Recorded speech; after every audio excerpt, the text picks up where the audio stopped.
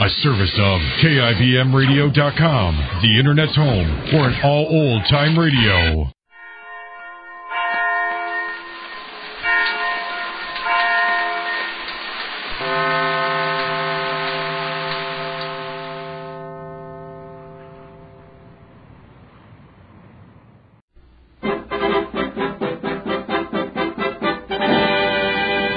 Jerry at Fair Oaks.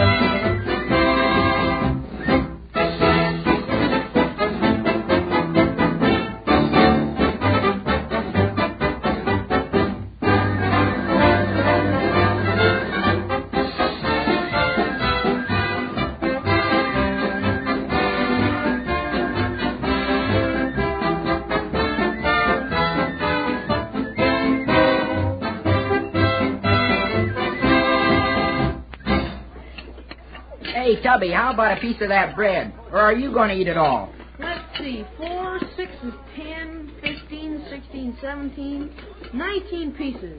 Oh, I think I can spare one. Here, pass this up to him, Harold. Okay, here you are, Jerry. Hey, how about another glass of water, Jerry? What, again? Hey, that's the third glass already. Don't take that off the water, Corporal Lee. That's right, Jerry. Pour the water and no remark. Oh, okay. Now I'll take some. Hey, wait a second. Here goes my glass. Catch! Careful, Jerry. You pretty near missed that one. There's just one thing I'd like to know. I've meant to ask for a long time. What's that? How did I happen to get this job of pouring water anyhow? Tell him how he got promoted to water corporal. Well, it's like this, Jerry. The newest man at each table is water corporal. Okay.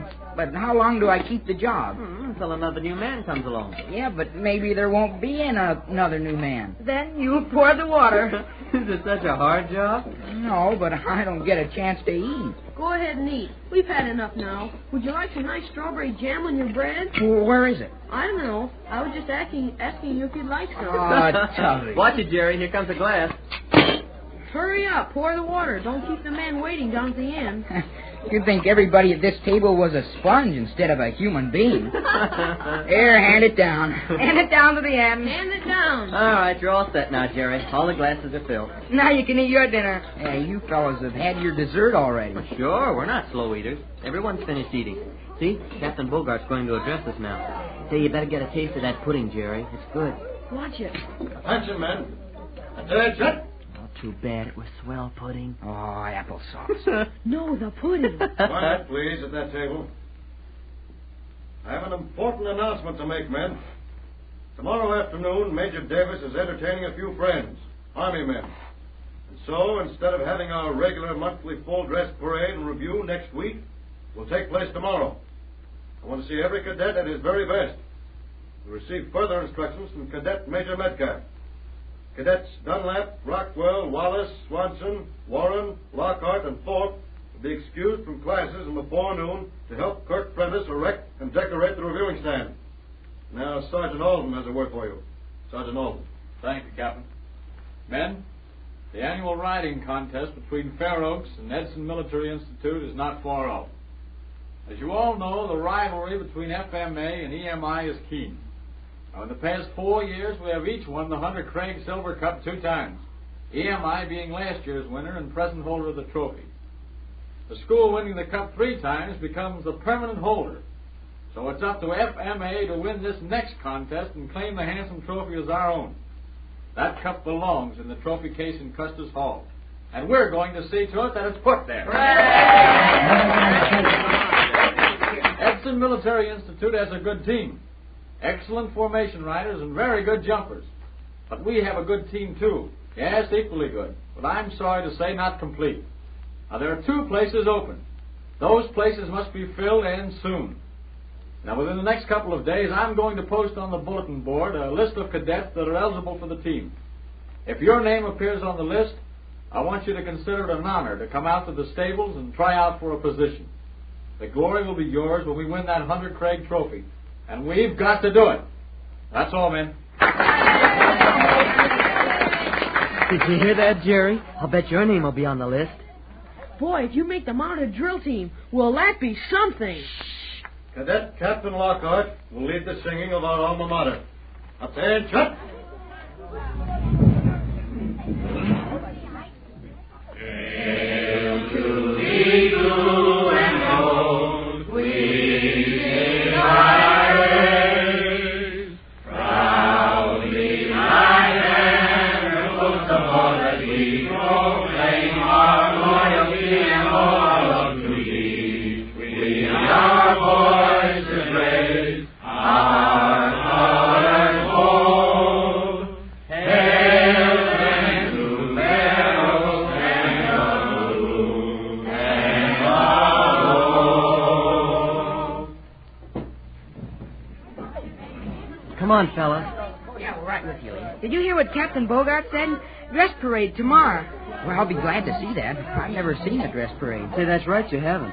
Too bad you won't be in it. Why won't he? Because he hasn't got a dress uniform. I guess that's a good reason. I wonder when I'm going to get it. Pretty soon now. You can expect it almost any day. Hey, come here, fellas.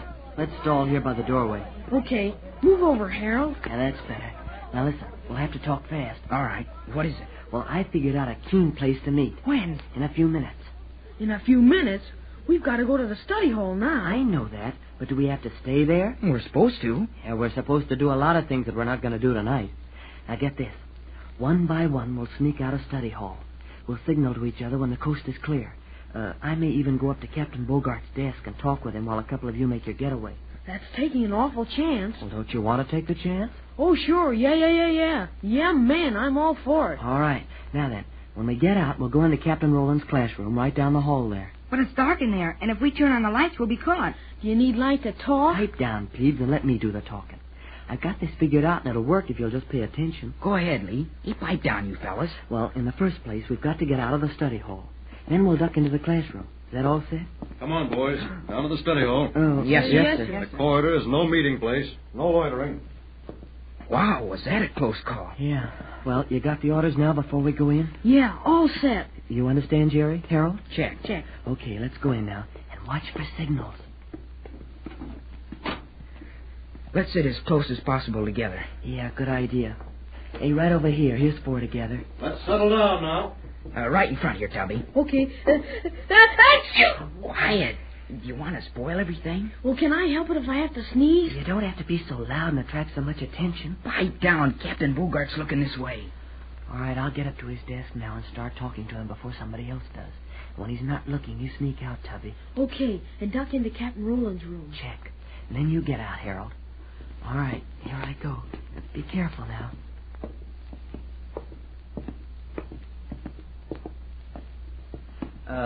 Captain Bogart, sir. Cadet Phillips? I wonder if you'd give me a little help with a problem. Be glad to. Come around this side of the desk. Yes, sir. That's it. Now, what is it you'd like to know? Well, sir, in measuring the span and rise of an arch, I know I've had this in your class, but I've forgotten just which way to... Excuse me, Phillips. Yes, sir. Yes? Oh, yes, Major Davis. No, not at all. Yes, sir, I'll come right down. Oh. Phillips, you'll have to look up the answer to whatever your question is in this book here. Let's see, this is the one right here. I'm going to have to go down to Major Davis's office for a few minutes. Yes, sir. You can use the book right here at my desk if you wish. Thank you, sir.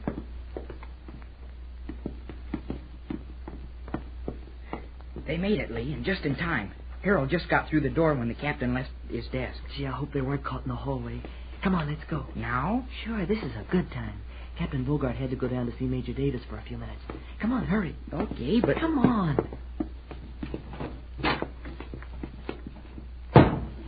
Wait. What?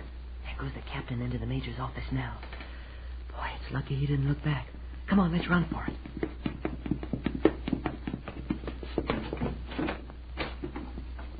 That you, Lee? Yes, be quiet.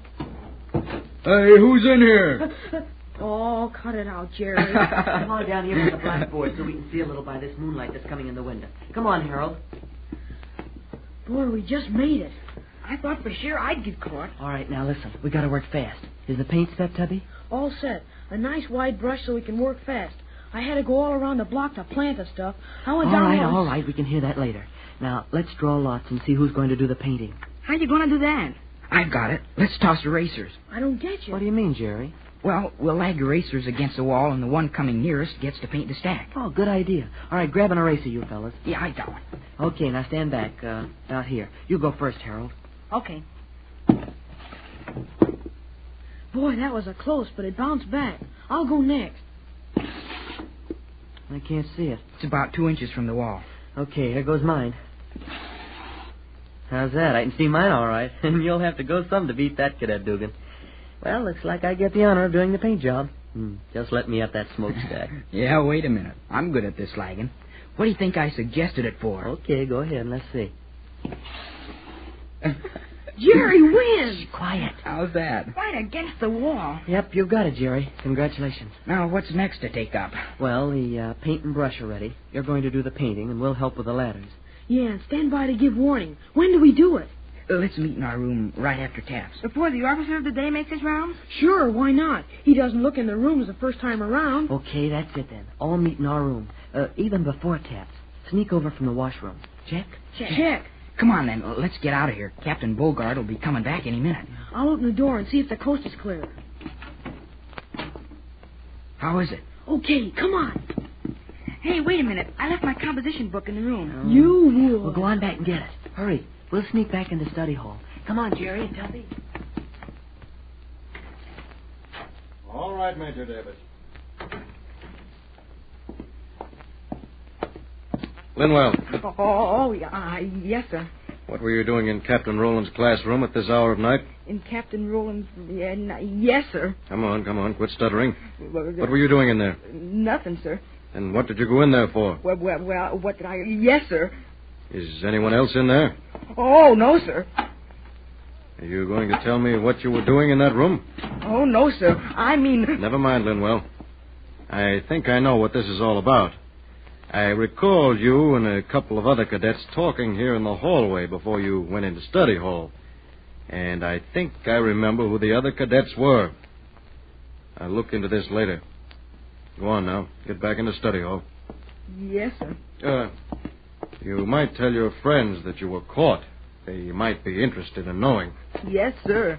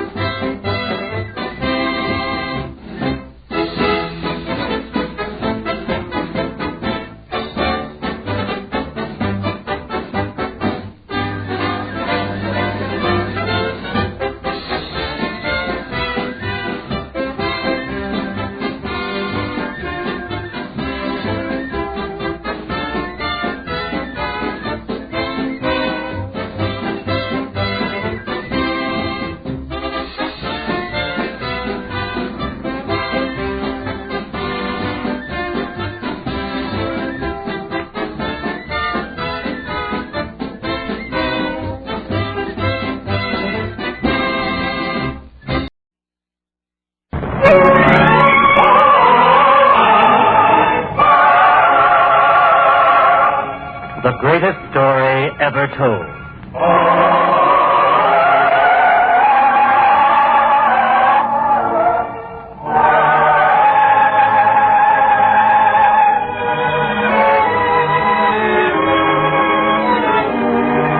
We present Go with Him Twain, a drama based on a teaching from the Sermon on the Mount, as set down in the 5th chapter of the Gospel according to St. Matthew, a teaching from the greatest life ever lived.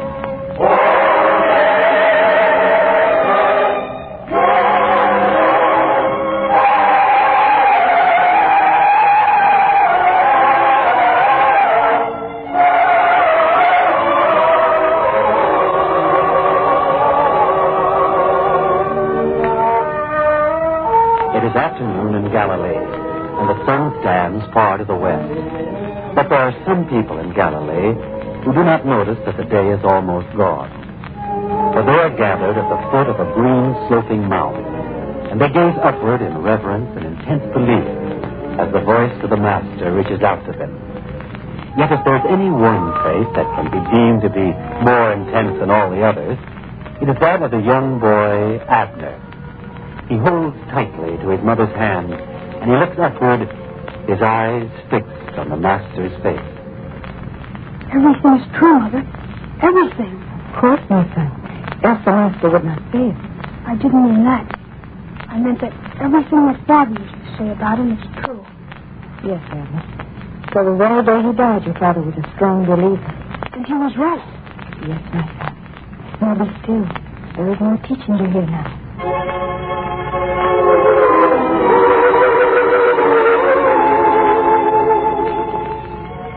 I say unto you, that ye resist not evil, but whosoever shall smite thee on thy right cheek, turn to him the other also. And whosoever shall compel thee to go a mile, go with him twain. I say unto you, love your enemies, bless them that curse you, do good to them that hate you, and pray for them which despitefully use you and persecute you.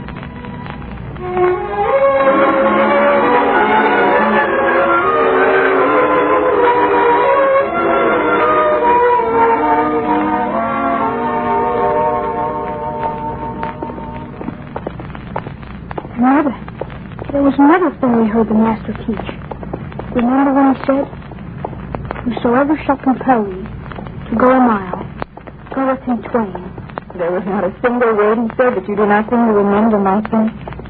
You are just like your father was. I want to be like my father. Of course, my son. Juna, what have you done all day? You've been what is? Since early afternoon, we have all been waiting for you, all your friends and neighbors. Then to hear the Master, we had no cause to worry about We him. do not know if we have cause to worry as yet. We must find out what the man wants before we come to any conclusions. What man? Perhaps you can tell us. For he won't. All he has done is to ask questions, and as though he were a Roman. Such arrogance, such contempt for others. So who is this He man? came here this afternoon, right to your house. He asked questions and probed into everything, and now he's waiting for you and for the boy. I cannot understand why any stranger would be curious about us. Neither can we. That's why I waited here for you, to warn you, to prepare you. And do not be afraid of him. You have friends who will protect you. Of course, Reuben, I know that. But we must find out who this man is. Come, Abner, quickly.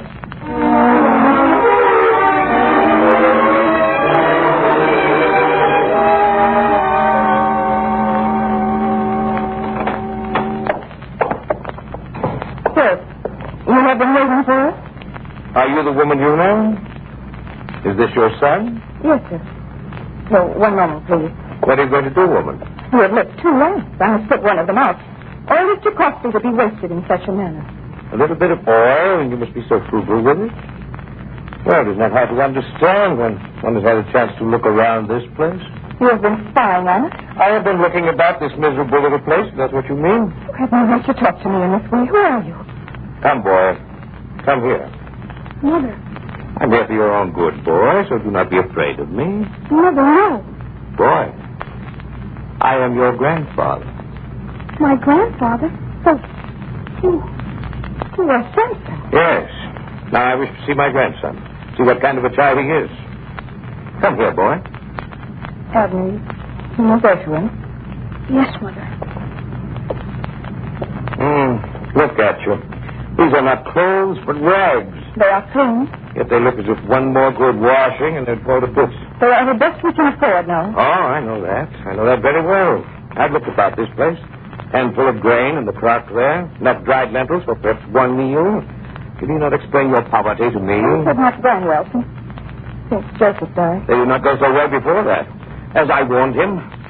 Mind you, I am not a rich man, but a comfortable one. So he could have been if he'd listened to me, instead of shaming me before all my friends. I know how you feel about me. You need not say it. Think that he could have married a girl like you. An orphan with no dowry, no family. Instead of the girl I had selected for him. He was headstrong, and it brought him to a bad end. And it has brought his son to such a low place in this world. It is not a low place. My father and I, we're as decent as people can be. Oh, yes, I know about that, too. I've not been idle while I've been waiting here. I've been asking. I've been learning. You have been to hear the Master teach. Yes, sir. We are not ashamed of it. So the poor of Galilee have finally found themselves a prophet. It would be amusing if it were not so tragic. But we are wasting time. Woman, I want to talk to you alone. Why alone? There's a decision you have to make. It would be better if the boy were not here. Now, please. Abner, wait outside, boy. I will stay here with you, Mother. You may need me. Well, such loyalty. I wonder what it is, woman, that has earned you such loyalty. First from my son and now from my grandson. What sort of spell do you cast over them? The boy will wait outside. Please, Abner. Yes, Mother. You know, I heard her. You hear? Boy has spirit, I'll say that for you. Master, what is it you wish of me? Woman, I will be blunt. You've taken my son from me. You ruined his life. You've done a great deal of harm with your headstrong attitude. Now, I ask that you do not do the same thing to my grandson. You want the boy? Yes. You cannot have him. I knew you would say that. I know also that it would be useless for me to offer you money. Do not think I have underestimated you. You are very shrewd, aren't you? I do not flatter myself as to being shrewd. I try only to be practical. What you will not do for gain, I think you will do out of good conscience. My conscience does not trouble me. The boy is well brought up. I know that. I can see it. Except, of course, there must be some nights when you go without food so the boy may have enough. And if I do? Then there are other nights when, despite your sacrifice, there's not enough even for the boy. We have managed to exist thus far. Woman, remember that I have looked around this place. What will you feed him tonight? Oh, the dried lentils, some bread. And tomorrow? What will happen tomorrow? We have kind neighbors. Exactly. You have nothing to look forward to except the charity of others. Perhaps you do not understand. Oh, I understand. For you to become a serving woman would mean that you'd have to neglect the boy, and you do not wish to do that. Yet if you do not, there is nothing to eat save for the charity of others. It's a difficult situation. I'm not one to be blind to it. The only thing that gave me cause to hope that you would be reasonable. No. Oh, I know how you feel, woman. The thing which overwhelms you now is that you realize I'm right. No future for you and the boy together. If only it were possible. Well, if you have any thought that I would take the two of you in, pull it out of your mind. Now, as I said, there is a decision to make. Do not flout before me the fact that you love the boy. It's not unusual that a mother loves her child. Ask yourself this. Do you love him enough to make a sacrifice so that his security will be assured for the rest of his life? That will be the real test of your love. I cannot give him up. You will make a beggar of him with your love. You will have him live with a handful of dried beans between him and starvation. I wish you had not said this. Night after night, I lie awake thinking the same thing. What will happen to us tomorrow? The day after? What will happen to us? You owe it to the boy to give him a chance at a decent life. And without him, you will have a chance to rebuild your own. Do not let your love for him destroy the two of you. That would be selfish. You would promise me that he will be well taken care of? He will never want for anything. Not food or clothes or instruction in the temple school of Jericho. He will have everything I can give him. I believe you. But there is one thing more that I must ask. Yes? That you will not discourage the boy's belief in the master. I promise that, too. You are very quick to promise. Why not? I have every confidence he will outgrow this foolishness. Then you do not know the boy. Perhaps. In any event, I give you my word, I will not tamper with his belief. Well, have you made up your mind? I must talk to the boy first. I can wait.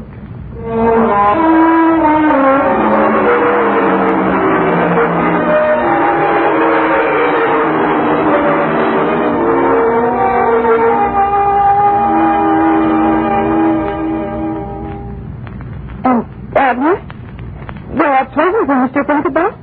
You live in Jericho. Your father lived there. I know. He used to tell me about it. People will know you there, telling your father liked him very much. But people only here. And there will be a fine house and good food. And not just from time to time, but every day. Think of that. But year after year. If they will not be together, there will still be something that we will share. If I can't sue, we will have our memories and our thoughts of the Master to share. And even though we may be far apart, you being in Judea and I in Galilee, still that will hold us together in spirit. I will run away. I will come back here. No, Abner, we will do what I think it is the best thing. He doesn't like me. I can see it. He's a hard man. Stern. He's not like my father at all. Then, Abner, perhaps it will be your duty to change him if you can. I will run away, I tell you. No. Please, Abner. Do this because I asked you to do it. You don't want me to go, do you? No. Still you must. You understand? Yes. Yes, Mother. I understand. But if ever I have the chance, I will come back. You'll see.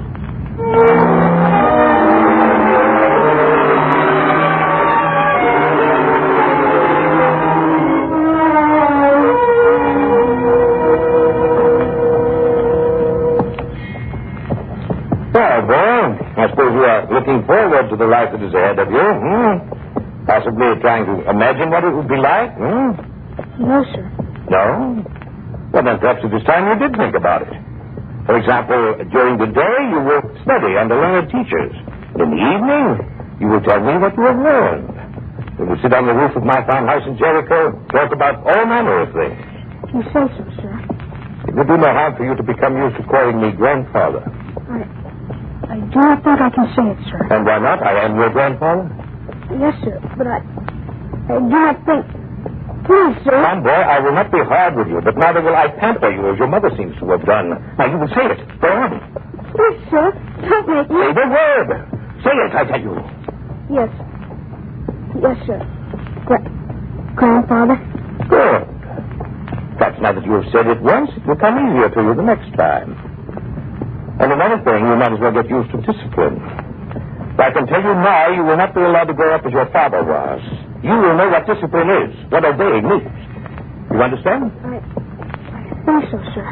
You'll find it easier that way in the long run. Now, soon we will arrive in Japhia. I will see that you get a good meal into you. You must begin putting some flesh on those bones of yours. Then we will spend the night and continue on with our journey in the morning.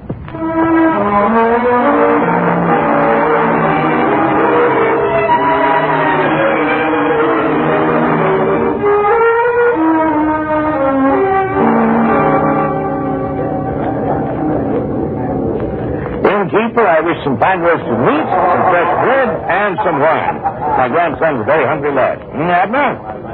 Well, say something. Yes, sir. I am hungry. He's a bit shy, eh, sir?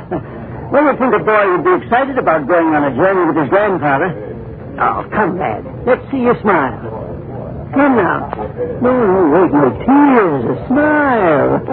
Let me see you smile. Leave him alone. Oh, well, of course, sir. I was only trying to be friendly. Then leave the bread and the wine, quickly. It's all ready, sir. I'll have only to serve it. Strange for a boy to be so uneasy with his own grandfather. See here, Abner. You will not insult me in this way.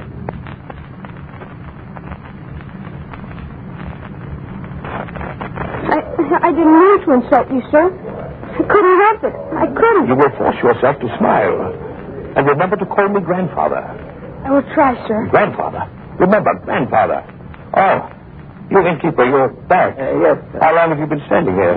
Just a moment, sir. No longer than that. I do not like people who eavesdrop. Set the food down beyond your way.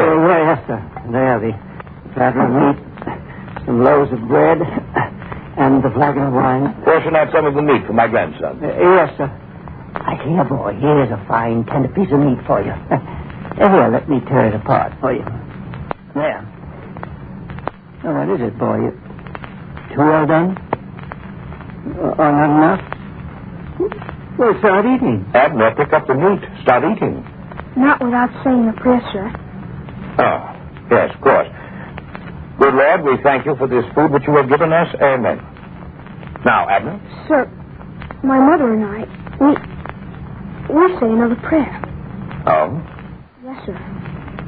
Our Father, which art in heaven, hallowed be thy name. Thy kingdom come. Thy will be done on earth as it is in heaven. Give us this day our daily bread, and forgive us our trespasses.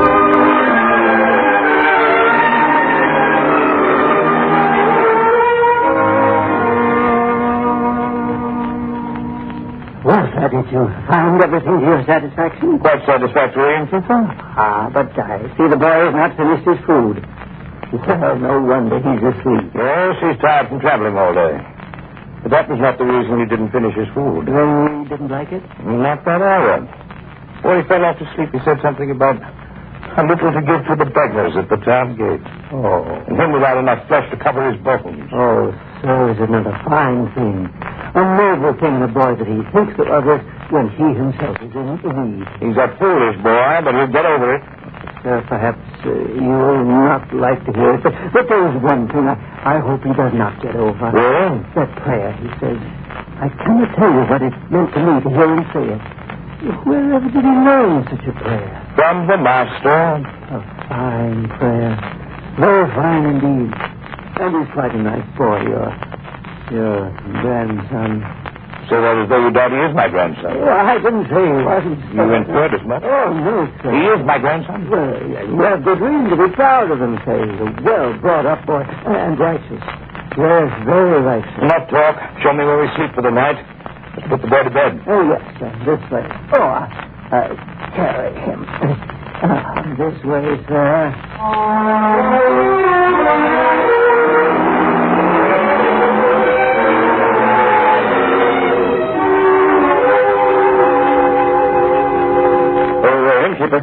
Innkeeper. Yes, sir. Yes, sir. Is there something I can do for you, sir? More food? No. More wine? No, but you can tell me something. I noticed you carrying a boy into the common sleeping room a moment ago. Oh, yes. Tired little fellow. Fell asleep at the table inside. Tell me, do you know that boy's name? Abner was what the man called. That's what I thought. I knew that I had seen him before. He is my own town of Cana. Oh? But the man he is with, I do not know him. Really? I tell you, it is strange. I suspect him. He claims the boy's his grandson.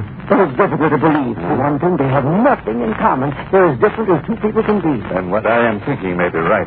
You think that they're not related? And that the old man has stolen the boy and was making off with him? The boy is from Cana. I am sure of it. What is he doing here with a stranger? I begin to understand. Boy with a bright mind, a likable boy. Who'll fetch a good price as a slave. So that's what the man is up to. Well, we will not succeed. Keep watch. Make sure they do not leave here. And I will go to the town elder. You can depend on me, but hurry.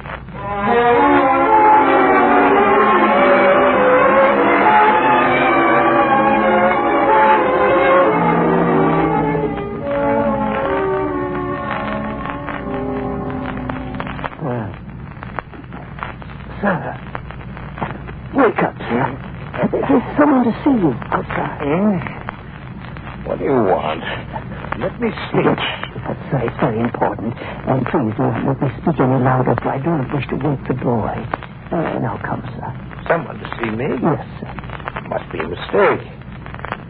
I will go out with you. Yes, sir. Careful in the dark. I didn't wish to light a lamp. It woke the boy, and he seemed so tired. I will be careful. The door is right here, sir. Yes. I see it. Right out this way, sir. There. That's the man. See him?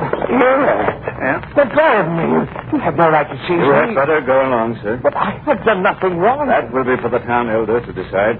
Now go along. But the boy, I must not desert the boy. Don't worry about the boy. I will see that he gets back to Cana and to his mother again. He is not to go back to his mother again. You don't understand. The elder will understand. Tell your story to him, if you dare. Now, come along.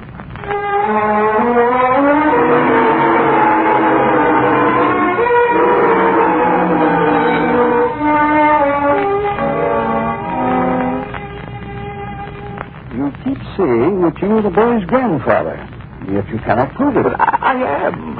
Tell me, Aaron, have you heard of the boy having a grandfather? No, sir. I only know that the boy is from Cana. I recognized him at once. And I know that he and his mother are very poor. True. And I was taking him away from that poverty. You mean you were separating the boy from his mother? Yes. Such a statement alone would make me suspicious. I tell you, it's the truth. The mother gave him up. Willingly?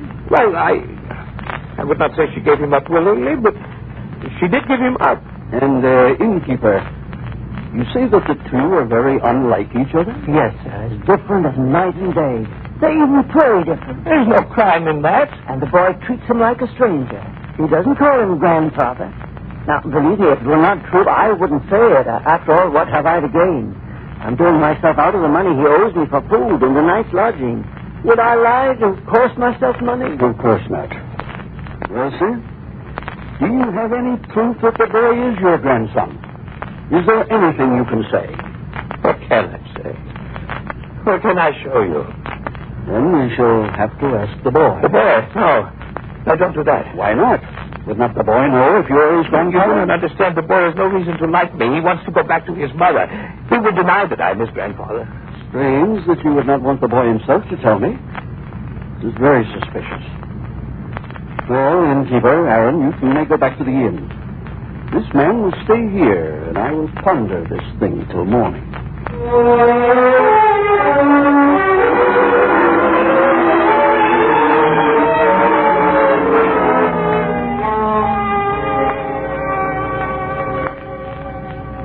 I cannot understand. How can anything like this happen to me? I'm an honest man. I've done nothing wrong. It is morning. We can ask the boy now if you wish. No, I'm trapped. I'm a man at the mercy of people who hate and suspect me. How could this have happened? I will try to be as lenient with you as I can. I could not hold him back. He fought like a little tiger. He insisted on coming here even after I promised to take him home to his mother. So this is the boy? Yes, sir. Come here to me, boy. Yes, sir. Well, now, lad, there are some questions I had been intending to ask you. No, don't ask him. I tell you, he will deny me. He wants to go back to his mother. Don't let my fate rest on his answers. Sir, this man is my grandfather. I heard what happened to him. I had to come here and tell you. Abner, you told him. You told him. One moment, sir. Boy, tell me. Do you say this because of any threats he's made against you, or because you feel he might harm you in any way? Sir, I tell you, I promised him I would take him back to Canaan, to his mother. Tell me, boy, don't you want to go back to your mother? More than anything in the world. Yet by telling me what you have, I must turn you over to your grandfather. Do you realize that? Yes, sir. I know that. And still you insisted on coming here. Why? I could not let you do any harm to him. Not to any man. Even though it means that you must go with him to Jericho and live there? Sir, we have been taught that if someone strikes you on one cheek, you must not strike him back. You must turn your other cheek to him. If a man forces you to go a mile with him, you should go 2 miles. Sir, we try to love those who do wrong to us. Your mother brought you up this way? We've often gone to hear the Master teach. And what he teaches, we both believe. I can see that. Well, the matter is out of my hands now. You may take your grandson and continue on with your journey. I thank you, sir. Cannot tell you what it means to be free of suspicion again. Now you know what a fine boy my grandson is. And I know why, too. It is something you might ponder with profit. You need not think that I am a man without feeling. That I am blind to everything but my own wishes. If I have been, I can tell you that I am no longer that kind of man. You cannot be as frightened as I was, as dependent upon another person's mercy as I was, and forget so easily. It is not so much because of the boy that I am free now, as because of the way his mother raised him. Then you appreciate that? I do, indeed. What the boy is, what he does, is all because of the way she raised him. I've hated that woman for a long time, accusing her of separating me from my son, and then from my grandson. It is I who separated this family. I know it. It's all very clear to me now. Well, in heaven's name, man, do the decent thing. Go back to Cana. Bring his mother with us to my home. Can you do anything else now? You're right. We will start back for Cana at once. Grandfather. Oh, Grandfather. Yes. He called me grandfather. Without any urging, he called me grandfather. I trust you will continue to deserve that honor. In fact, my friend, I have a feeling that if you give yourself over to these two, your daughter-in-law, your grandson, they may yet make a fine man out of you. For it seems that not all the Master's miracles concern the lame or the lepers. There is a blindness of spirit that he heals too.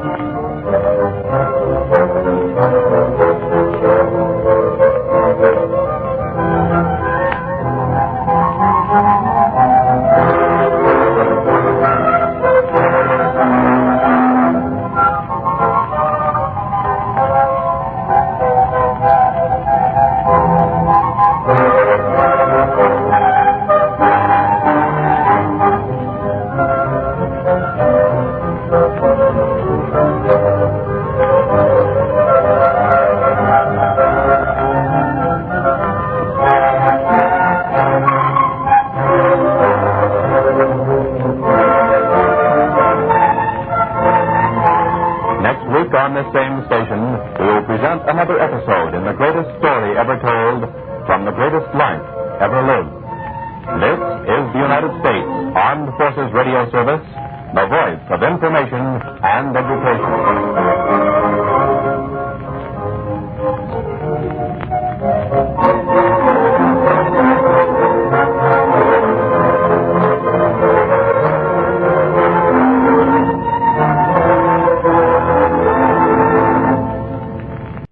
Patience of Job.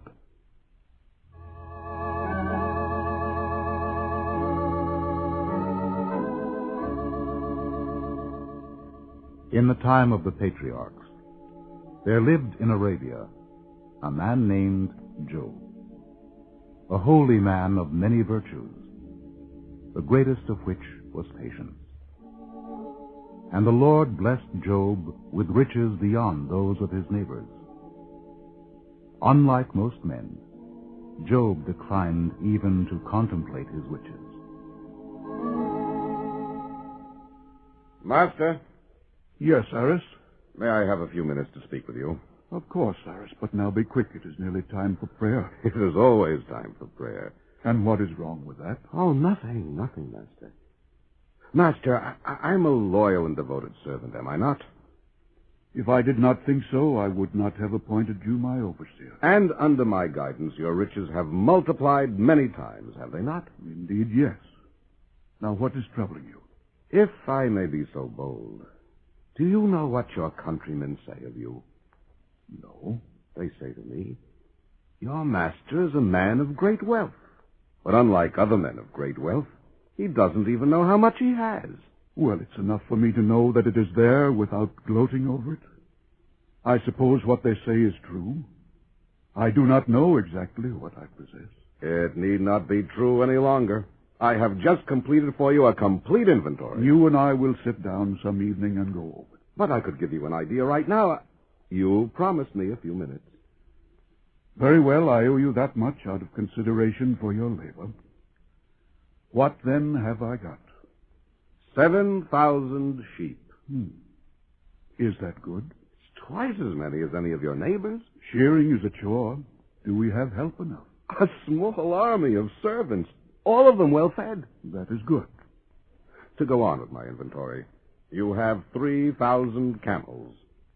3,000. And these neighbors you speak of, they don't have that many? Oh, not all of them combined. Then I am indeed blessed. What else do I have? 500 yoke of oxen. The best means that man has yet devised to till the soil. And our soil is rich, that I know. We need only the weather to assure us of a fine harvest. Yes, the outlook is good. But I'd like to caution you against giving away so many of our cattle. Oh, you know about that. Not from you, Master. You didn't even bother to mention it. Well, I had forgotten. Yes, it's a pity. I had figured out a scheme to rent our surplus animals. It would have brought us a tidy profit. That never occurred to me. In addition, it would have saved us the cost of feeding them. But we don't have that to worry about, do we? No. But it's not the same. If I knew you contemplated an outright gift, I would have sheared the sheep first. Perhaps that's why you didn't take me into your confidence, And the oxen. I would have picked those that were old and weary. I'm sure you would, Aris, and only with the best intentions. However, why should I not be generous? Is it not true that I now have more than ever before? It's true, yes. And if you'll pardon me saying so, you take so little pride in your possessions. I'm grateful for them, make no mistake about that. But, Aris, you haven't mentioned my greatest riches. Oh? Oh, if I omitted anything of value, I'm truly sorry. What did I leave out? My 7 sons and 3 daughters. Oh, yes, of course. But I took them for granted. You were correct in not listing them with such earthly possessions as cattle. And yet they are blessings we cannot afford to take for granted. Now, Harris, do you care to accompany me while we pray? And together we shall thank God for all our blessings.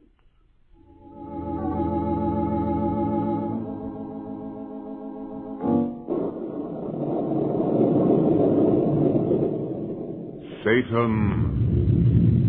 My lord. Satan, I see you cast eyes on Job. Why do you contemplate him? He is truly my good and faithful servant. Even now, as you watch, does he not kneel down and adore me? Now, yes. But faithful ones I have stolen from you before. Why shouldn't Job kneel to you when you bestow upon him riches in such abundance? I give him wealth because it adorns him well. Job is good despite his riches. It is easier for a camel to pass through a needle's eye than for a rich man to enter the kingdom of heaven. But once a just man has tasted wealth and finds it withdrawn, what then? If Job were stripped of his riches, he would still remain faithful. Your opinion only. But you haven't put it to the test. You shield all he possesses. But stretch forth thy hand a little, remove some of this abundance, and then see what happens. All that he has is in thy hand. Only put not thy hand upon his person.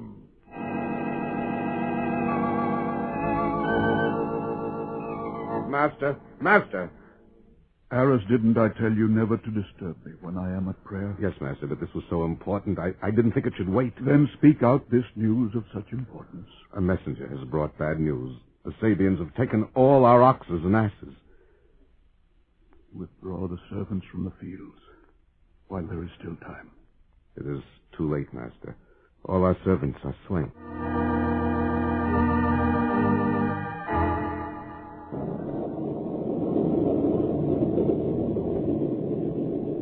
Satan, what think thou now? I have permitted this blow to be dealt to Job, and kneeling down, he still adores me. The man's a fool. Do you concede his goodness? No. It's just a touch of adversity Job has suffered. He's far from impoverished. He still dines well with his family, with his friends. Let me test him further with the power you have granted me. Very well. But remember, you may not touch his person.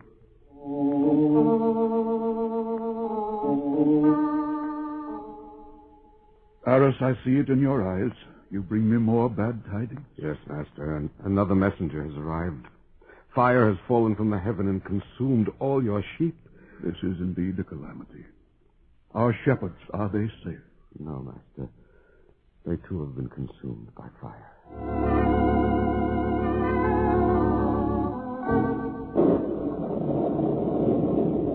Well, Satan, what say thee now? Job remains faithful. But look closely. I think he is beginning to give way. He still is not truly impoverished. And I glory in this power you have given me.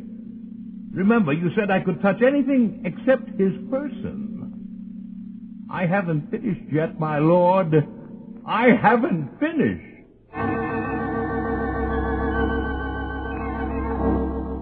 Master, come quick. What now, Aris?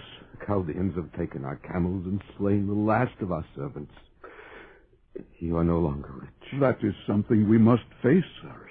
Master, we're beggarly poor, don't you understand? I suggest you seek greener pastures. Must I? You would be better occupied elsewhere. What does an overseer do when his master has lost everything? And there are no possessions over which to rule? If it please thee, Master, I prefer to stay with you and hope for better days. They may be long in coming, but at least I have my family. Master. Something has happened to my family. What is it? I can hide it no longer. I held back the saddest news of all. The house in which your children were feasting has been blown down. Oh, the Lord giveth, and the Lord has taken away. Blessed be the name of the Lord.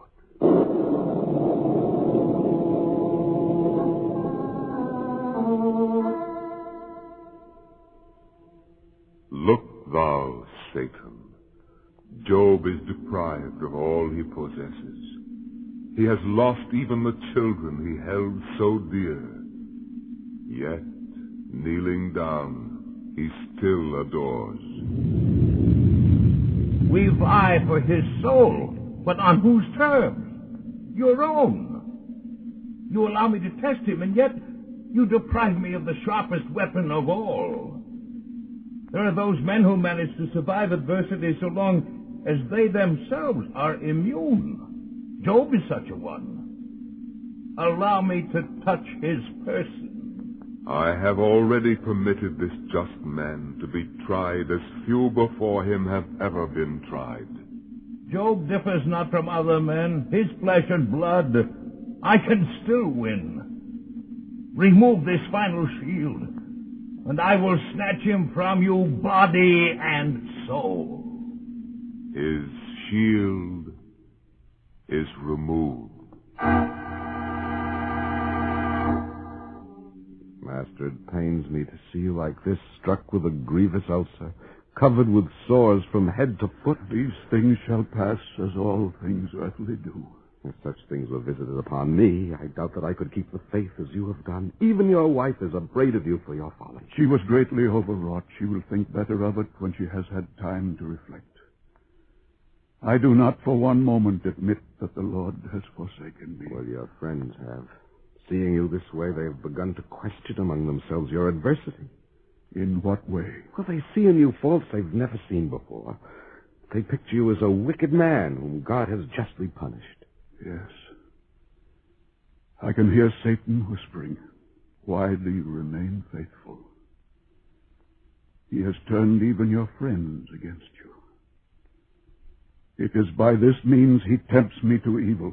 Do you deign to answer Satan? I do answer him. The Lord will not permit me to be tried beyond my power to endure. I still have faith in the Lord. But what of your friends who have already forsaken you? Whatever misfortunes have been visited upon me, I am innocent of wrongdoing. Let those who will be swayed by the appearance of evil. But, Master, I have talked with these men. I give you warning. If you face them, it will be the greatest ordeal of all. A trial by accusation with no voice to defend you, except your own. They will not come to console, that I know. There's no need for you to submit yourself to such indignities. Please, say the word, and when they come, I will send them away. Perhaps they will come to console me. No. Rather to break you in pieces with their words. Then if their eyes can bear the sight of me stricken and impoverished, surely my ears can listen when they come again. Job, your plight saddens us. We've thought it over, and we have some advice to offer. I speak first for Eliphaz, the oldest and truest of your friends. And what does Eliphaz have to say? That he has seen the scourge that has come upon you and urges you to accept the facts. That God does not punish the innocent, nor the just destroy. Go on. On the contrary, he has seen those who work iniquity, and sorrows have been heaped upon them. Nothing upon earth is done without cause. What else does Eliphaz say? Blessed is the man who stands corrected before God. Refuse not therefore his chastising, for as he wounds, so also does he heal. Since Eliphaz has set himself up as a prophet, what does he predict for me? 6 troubles he shall deliver thee, and in the 7th evil shall not touch thee. In famine he shall deliver thee from death, and in battle from the hand of the sword. Tell Eliphaz his words are clouded by proverbs. What would he have me do? Admit thy guilt. That, in truth, I cannot do.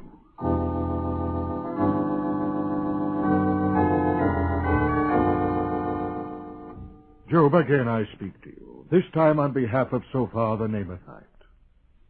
Perhaps Sophar has for me the words of consolation I did not hear from Eliphaz. Deliver his message. But these things he has known of the wicked since man was placed upon earth, that his children be oppressed, that his bones shall be filled with the vices of his youth, and he shall be punished for all that he did, and yet shall not be consumed. That every sorrow shall fall upon him, that the heavens shall reveal his iniquity, and the earth shall rise up against him, that he shall be pulled down by God's wrath, the inheritance of his wickedness. Sophar speaks as one mind with Eliphaz. And what answer shall I give him? The same voice deserves the same answer. I am innocent.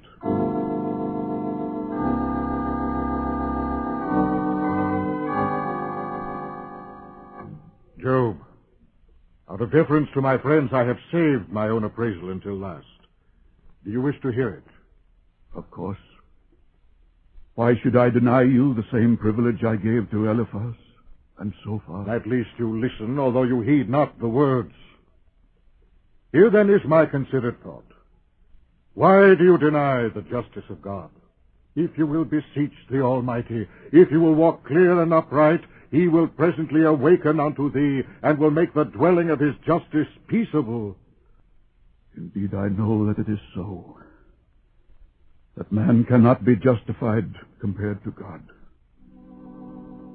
I do not question the power of God, who commands the sun and it rises not, and who does great things, incomprehensible and wonderful, of which there is no number.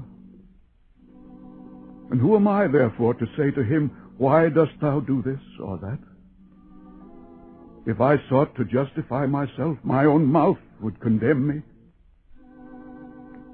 This much I do say. God permits both the innocent and the wicked to be tried by torments. I shall not attempt to explain why to men whose vision is no greater than my own. Indeed, I cannot. Do you consider yourselves men of such stature that wisdom shall die with you? He that is mocked by his friends can appeal to a higher authority. I will appeal to the Almighty, for whom you pretend to speak. You scorn the counsel of friends, because it is not what you wish to hear. I shall show that you are forgers of lies and maintainers of perverse opinions. Let him rave who should be hanging his head in shame. I bid you hold your peace, that you might be thought to be wise men. Heed my reproof, and seek not a judgment of me, but of yourselves. Has God any need of your lie, that you should speak deceitfully for him? By what authority do you endeavor to judge for God, and to what purpose? Shall it please him from whom nothing can be concealed? Or shall he be deceived as a man by your empty utterances? You have sought judgment, and judgment shall be upon you. He shall reprove you, he shall trouble you, and his dread shall be upon you. It is not I who is in trial before God, nor Eliphaz, nor Sophar. I listen to all of you at length. Now hold your peace a little while, that I may speak whatever my mind suggests. Although he should kill me, I will trust him. But yet I will reprove my ways in his sight, and he shall be my Savior. For no hypocrite shall come before his presence. If I shall be judged, I know I shall be found just. I have sewn sackcloth upon my skin. I have covered my flesh with ashes. And these things have I suffered without iniquity. For behold, my witness is in heaven, and he that knows my conscience is on high. Then save yourself further torments. Bow down and confess your sin. You scorch me with your reproaches. At least understand that God has not afflicted me with an equal judgment. For whatever my fate, I know that my Redeemer liveth. And on the last day I shall rise out of the earth, and I shall be clothed again with my skin, and in my flesh I shall see God. Why then do you say now, let us persecute him, and let us find words against him? Flee then from the face of the sword, for the sword is the avenger of iniquities, and judgment awaits all of us. Sometimes it doesn't wait. Judgment is already yours. How else do you explain the evil that has befallen you? The wicked often prosper in this world, even to the end of their life. But their judgment is in another world. Their houses are secure and peaceable, and the rod of God is not upon them. Their children dance and play, while they themselves rejoice in earthly pleasures. They spend their days in wealth, and then in a moment they go down to hell.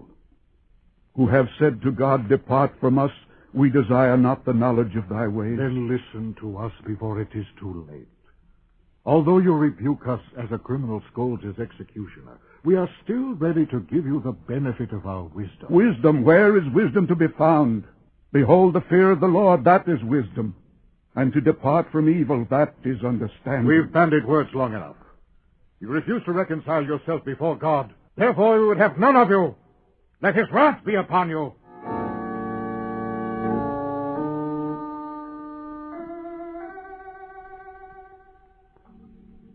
My Lord, hear me. If I have thought gold my strength, and have rejoiced over my great riches, if I have been glad at the downfall of him that hated me, and have rejoiced that evil hath found him, If as a man I have hid my sin and have concealed my iniquity, if my land cry against me, if I have eaten the fruits and have afflicted the tillers thereof, then let thistles grow up to me instead of wheat, and thorns instead of barley.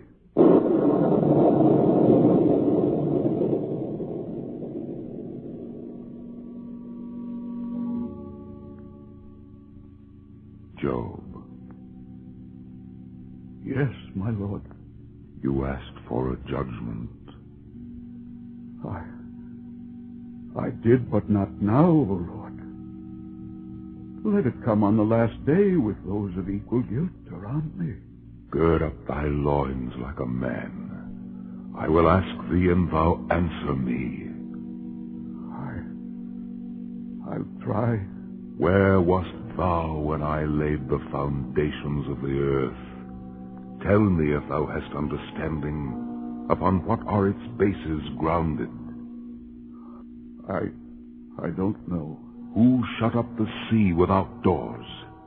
I set my bounds around it and said, Hitherto thou shalt come, and shall go no further. Hast thou considered the breadth of the earth?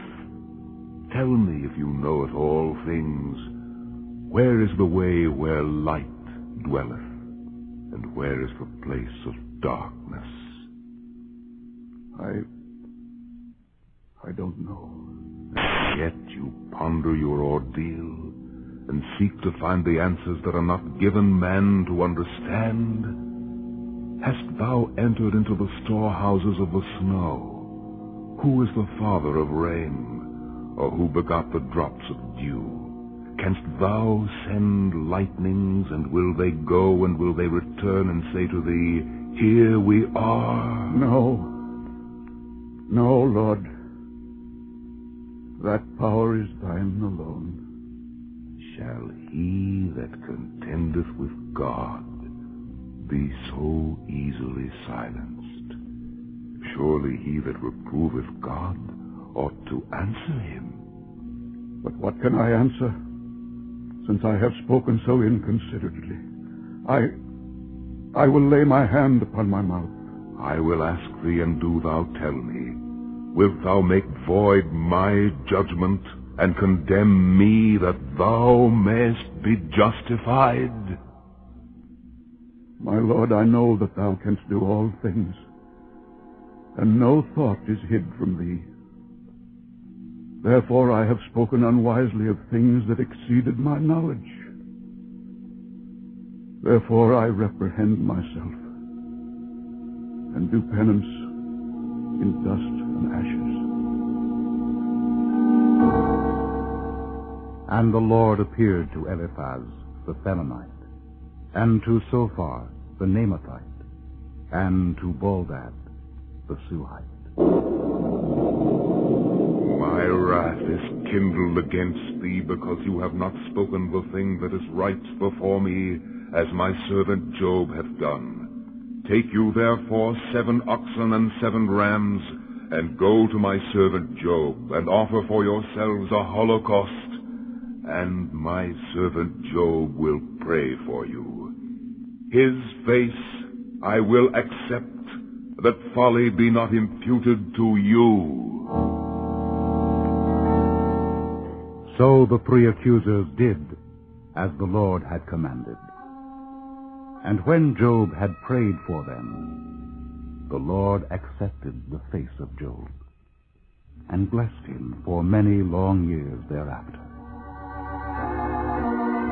Master, we've become old together. Remember the years of misfortune. Yes, Cyrus. God has delivered you from all your woes. Once again, you have 7 sons and 3 daughters. Once again, I'm your overseer, with more than ever to oversee. Your possessions have doubled. I am indeed blessed among men. But your attitude towards them is unchanged. This morning, I discovered a dozen sheep and a dozen oxen missing. Can you explain? Yes, Cyrus, yes. I gave them away to a good neighbor. Have you forgotten so soon your recent poverty? No, Harris, no. I have not. But I could have sheared the sheep and picked oxen that were old and weary. Harris, will you never learn?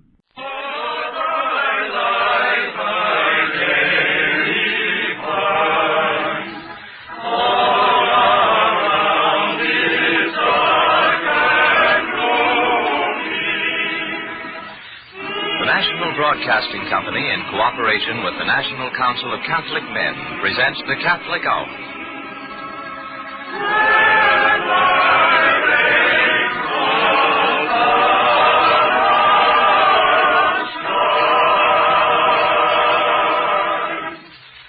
Today's program will consist of music by a unit of the Polish choristers and an address by the Reverend Dr. Wilfred Parsons. As a composer of modern Catholic Church music, Bruno Oskar Klein ranks certainly as one of our foremost. A group of the Polish choristers open the Catholic Hour singing his well-known composition, Adoro Te.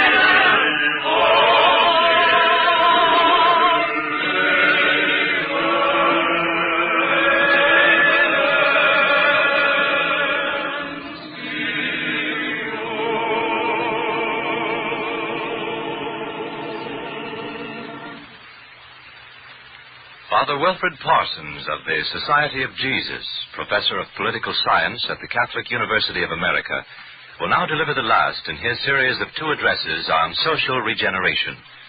His discourse today is entitled, The Hour of Liberation. I present Father Parsons, who speaks to you from Washington. Last Sunday, I reminded you that it was Pope Pius XII who called these times through which we are passing the hour of reparation. Our sons and brothers are risking their lives on land, on sea, and in the air in reparation for our errors of the past. But I also recalled that the Pope promised us that behind the murky cloud of reparation lies the shining hour of liberation. That hour, I said, will come after the defeat of our enemies with victory and peace. In a true sense, of course, reparation is liberation. In the sacrament of penance, when we have acknowledged our sins, when we have confessed them and been truly sorry for them, when we have humbly asked for absolution and promised to do penance for them, then, at the word of God's minister, we have really been set free, for our sins had really made us slaves. It is that happy moment of being set free, the hour of liberation, that I would like to imagine with you in this address. But it is not only freedom for individual souls that will come after we have made reparation. I am talking of nothing less than freedom for the whole world, the freedom of our nation, of the friendly nations, and of the enemy nations. It is true that many great and small peoples in Europe and in Asia are this very day weeping the bitter tears of slavery after inhuman war machines have ruthlessly rolled over them. But is it not also true that even before that, Italy and Germany and Japan themselves went into captivity when their captors first held up before their eyes the tempting vision of making captives of all the others? And what about ourselves, the nations that still are free? It is true that we have political liberty, that we still have the means of governing ourselves. But we too are held in the iron necessity of doing reparation for our errors of the past.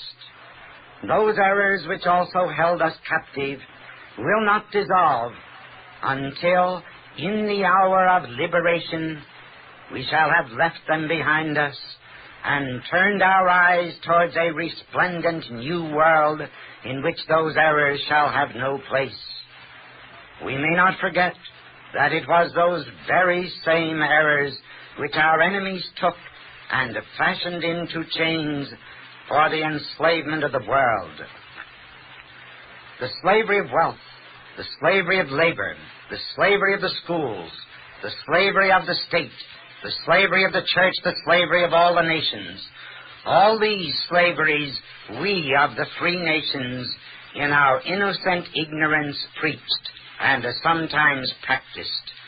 But we preached them, and our enemies practiced them by putting them into execution in a form that filled even us with horror that they should be so ghastly. If we have seen ourselves as if deformed in the mirror which our enemies have held up to us, and if through our sons and brothers lying dead and wounded on the field of battle, we shall have made reparation for the errors of the past, is it possible that after the lights come on again all over the world, we shall return again to the old ways that brought disaster to us? God forbid. It will be no hour of liberation that will await us, but the old hour of slavery, to be followed in its turn only by another hour of reparation. Our leaders of the free nations have set before us the four freedoms: freedom of speech, freedom of religion, freedom from fear, freedom from want. And they have also given us an Atlantic Charter in which these freedoms are more fully expressed. But may I be bold enough to say that noble and precious as these freedoms are, greatly worth dying for as they are, they still are only the first chapter in the story of a free world to come. Freedom of speech will give us the power to have our governments rule us in our own interest, if our governments are organized in the spirit of freedom. Freedom of religion will guarantee our worship of our Creator, if the governments of the world acknowledge a Creator. Freedom from want will make money our servant, if the governments of the world are not themselves the servants of money. Freedom from fear will make tranquil our days and our nights, if the world itself is organized in a spirit of divine charity and not in a spirit of force. Let us try then to imagine together the happy moment of the coming of the hour of liberation. First of all, it will be the hour at which the unholy din of crashing guns and whistling bombs will cease to torture the sick ears of our boys on the battle line, and the souls of women and children crouching in a noisome shelter in the ground. It will be the hour at which the defeated enemy will straggle back, sheepish and afraid, to his homeland, which he will wish he had never left. It will be an hour of starvation, in which both the captive countries and the vanquished captor will hold out their trembling hands to the victor in supplication for milk and bread. It will be an hour of magnanimous victory, in which the victor will try to lead both the vanquished and his erstwhile captive back to a way of living that will be something like the kind of life their Creator wanted them to have. But what about the victor? Besides bread and milk, will we have something more to offer both the vanquished and the liberated captive? Will we be able to assure both the deluded followers of the dictators and the abused victims of their tyranny something better than the old worn-out social order that led them and us to such a holocaust of bloodshed and destruction? If we will not, God help us, the hour of liberation will be a will-o'-the-wisp. It will be a cruel deception, and the boys and girls of this war will see their children led into another, even as their fathers and mothers did. It is something more than bread and milk that we must offer both the vanquished and his erstwhile captive.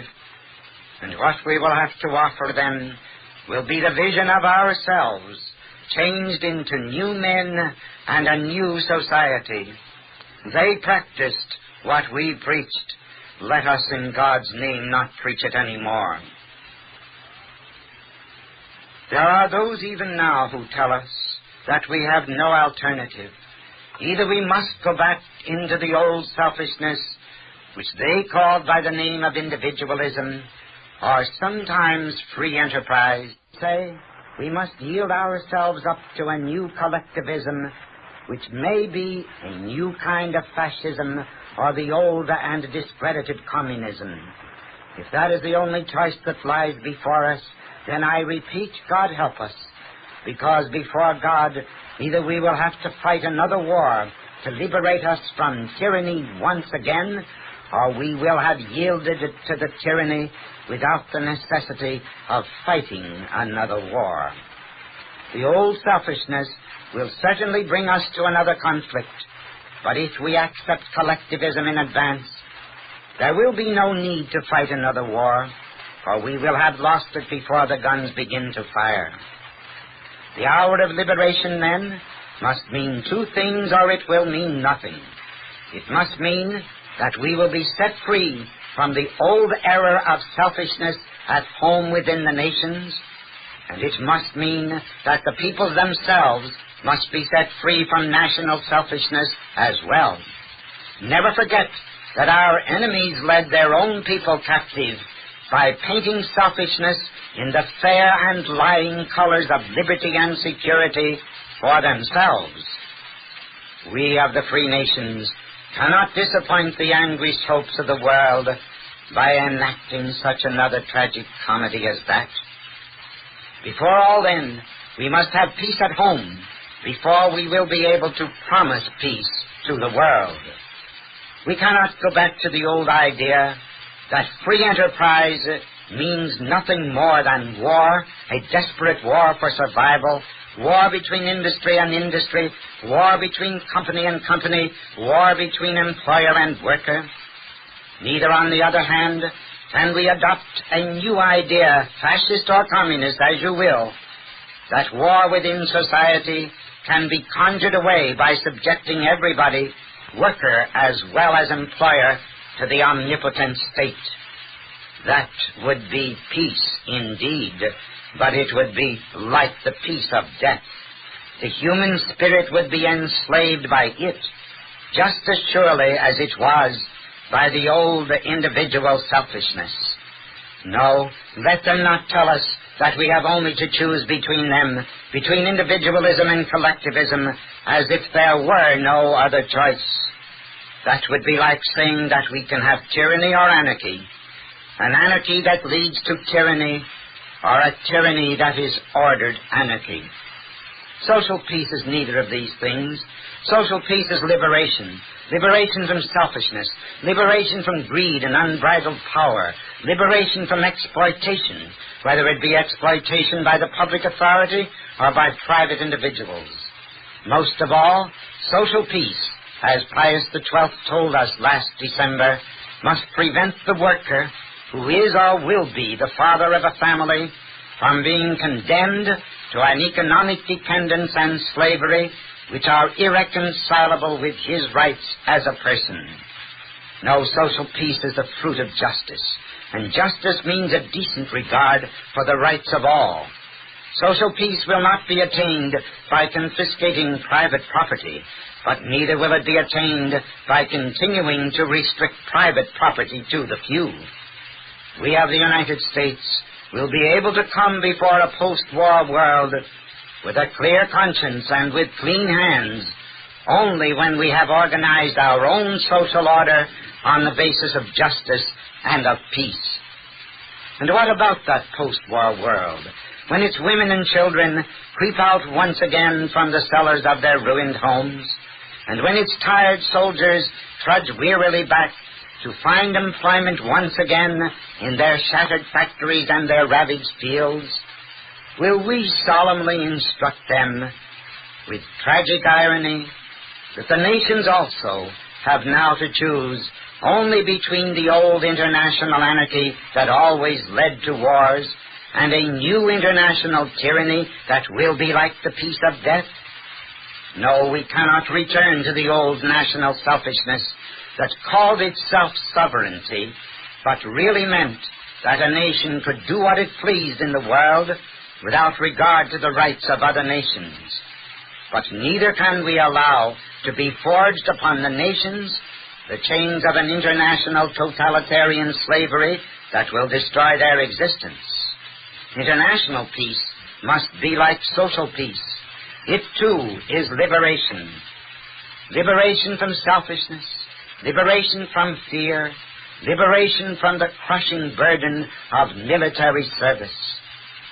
International peace, like social peace, means liberation by cooperating for the common good instead of being rivals in a common suicide. So we of the United Nations, after victory and peace, will have within our hands the terrible responsibility of handing the world the choice of peace or war. If we learn to cooperate with each other, and if we have the magnanimity to raise even the vanquished nations up to a place of cooperation with us, then we shall be offering the nations peace. This was the lesson taught us by Pope Pius XII in 1941, when he said, "The devastation of this war is too great for us to add to it the havoc which would result from a frustrated peace, which would be illusory. To avoid such a tragedy, there will be needed the sincere, willing, resolute, and generous cooperation not only of this or that party, of this or that people, but of all peoples and the whole of humanity. This is a universal enterprise, the Pope went on, for the common good of all, and it requires the collaboration of Christendom for the religious and moral aspects of the new order which it is intended to reconstruct. Now is the hour of reparation. But God will not be always angry with his people. When the hour of reparation comes upon us, is it not a sign that the hour of liberation cannot be far behind? If we but approach our Creator with faith and hope and love, like children that have sinned through ignorance and weakness, then the hand of God will reach into human hearts and into human society and bring us liberation.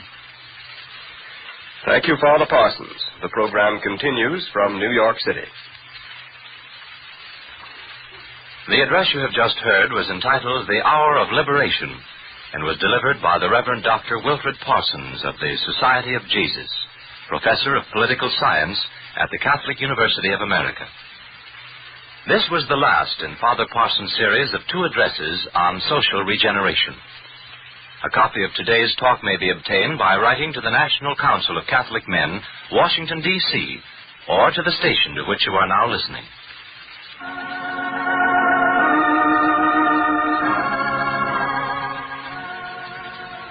The National Council of Catholic Men invites all those listening to join in offering up this prayer in time of war. O Lord Jesus Christ, who in thy mercy hearest the prayers of sinners, pour forth, we beseech thee, all grace and blessing upon our country and its citizens. We pray in particular for the President, for our Congress, for all our soldiers, for all who defend us in ships, whether on the seas or in the skies, for all who are suffering the hardships of war. We pray for all who are in peril or in danger. Bring us all after the troubles of this life into the haven of peace, and reunite us all together forever, O dear Lord, in thy glorious heavenly kingdom.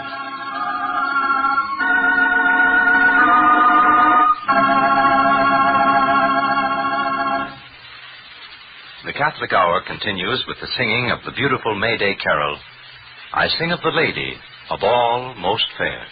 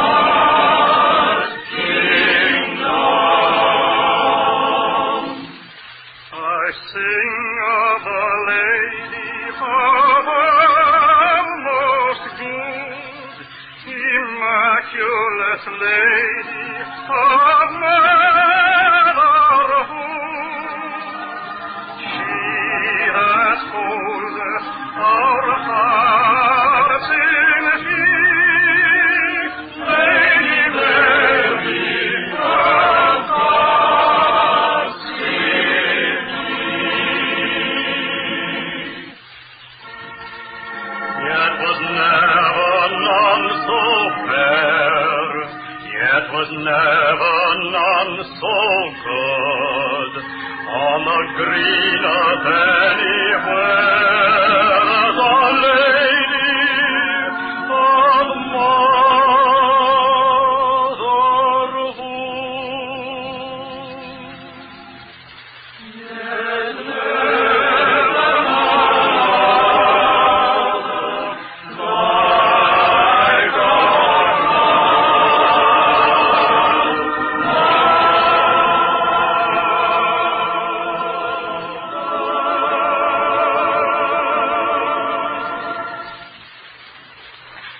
As a closing selection, we hear A.M. Knabel's setting of the hymn, O Esca Viatorum.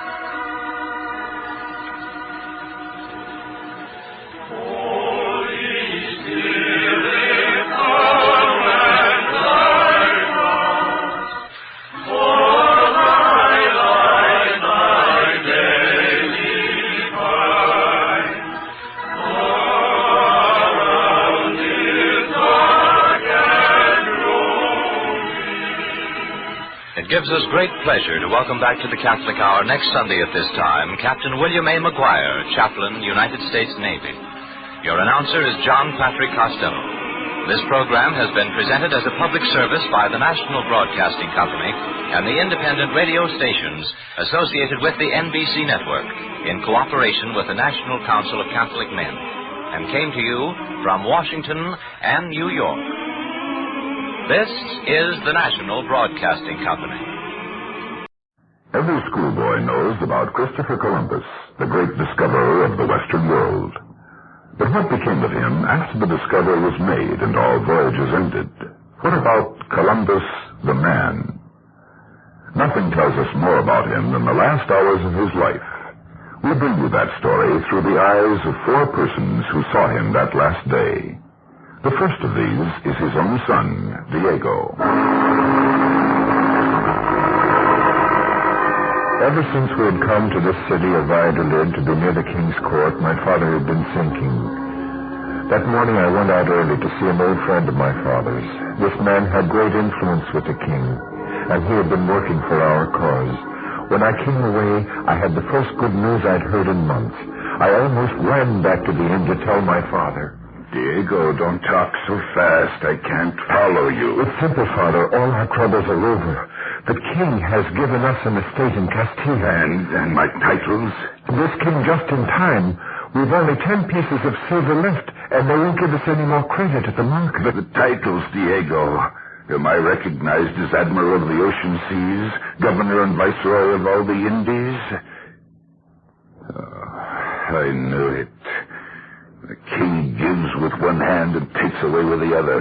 This offer of an estate is a bribe. Father, we're in no position to... Are you, my son? You put a few acres of land before honor? You can't fight the king. It's mad. I've fought kings and courtiers and enemies on land and at sea. Look at those chains on the wall. I, your father, I was fettered like a criminal before the men of my own command, by traitors jealous of what I dared to do. It was the king who had you released. Don't forget that. You always said you kept those chains as remembrance of his kindness. Of his promises. Am I to be treated as if I were already dead? Am I to be robbed of honor for my name? Am I to beg in the streets in the name of my father, the Admiral of the Ocean Seas? Your life is finished. I'm young. I need to start. You, my own son. Kings may forget. I do not. All right, Father. Have it your way. That was the last time I talked to my father alone. I knew I'd never be able to make him take a practical view of things. I don't know what happened after I left, but I understand that Padre Jose called on my father around noon. Yes, I did. When I came to his room, I found him propped up on the hard bed. He was writing furiously on a piece of parchment. He looked feverish and excited. I asked him what he was writing. It is an addition to my will, Padre. Listen, a bequest to the Levantine, whose name I do not remember, but who lives near the gate of the ghetto in Lisbon. 3 pieces of silver that I once borrowed from him. Christopher, how can anyone find a man without a name? Look for him.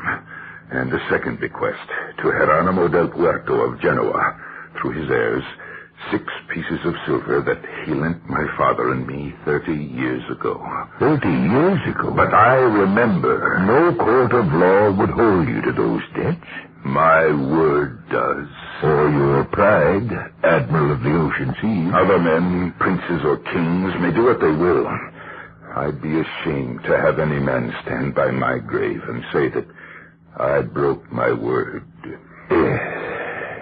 Well, I'm afraid I'm ashamed now. You?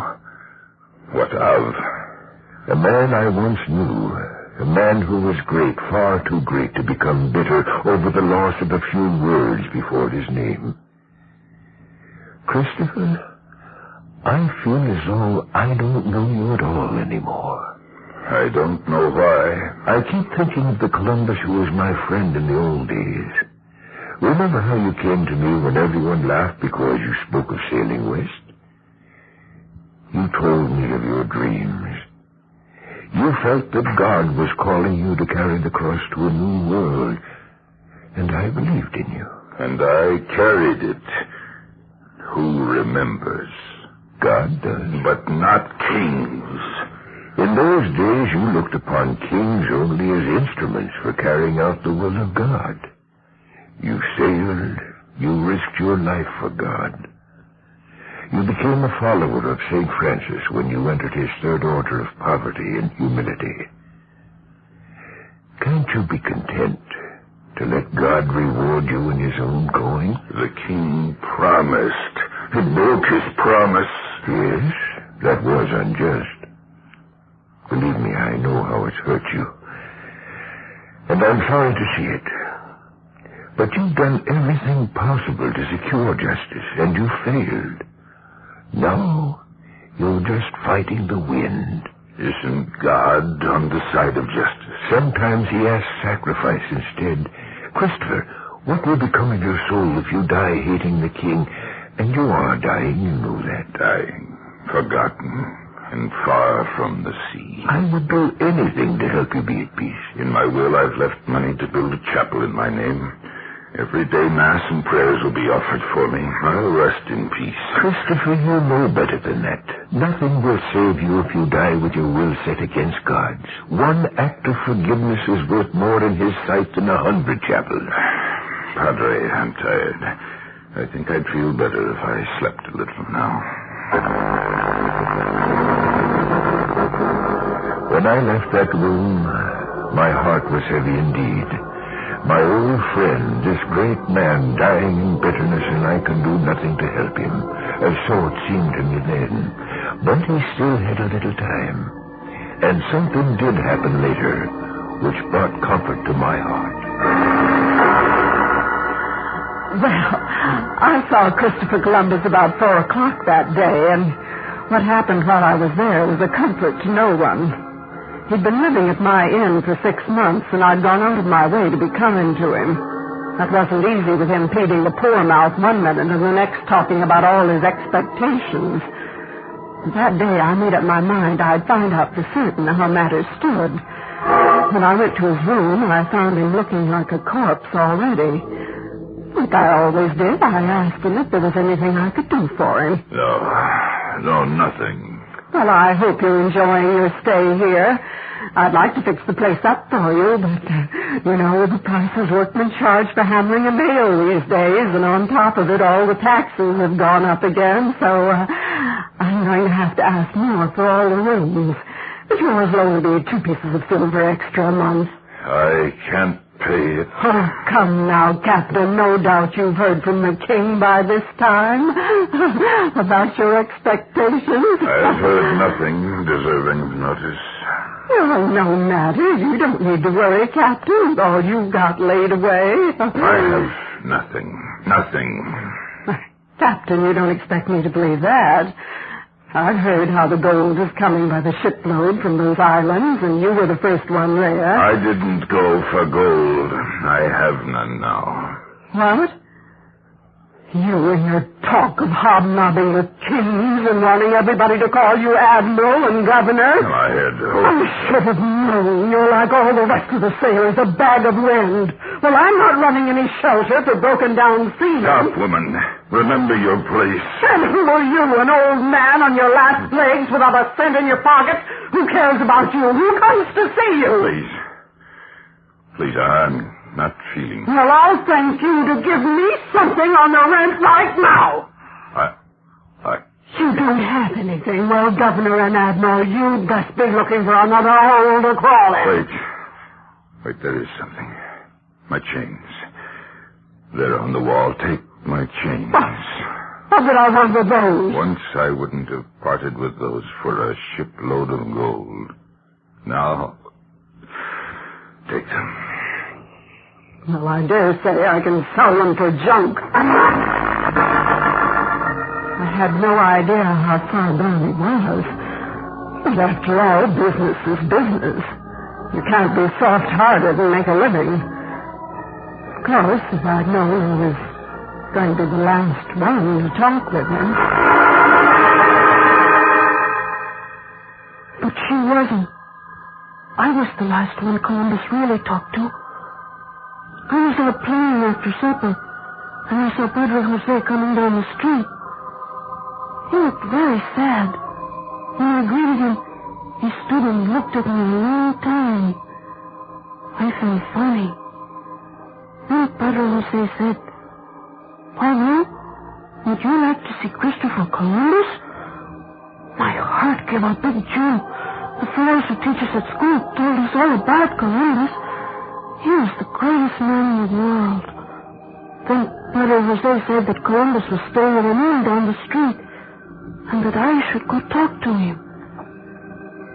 Well, I went to the inn, and I found the room, and I knocked on the door. Somebody said, "Come in," and I went in, and there he was, lying in the bed. I couldn't believe that this was Columbus. He looked very, very old. Well, boy, who are you? Speak up. What's your name? Pablo, sir.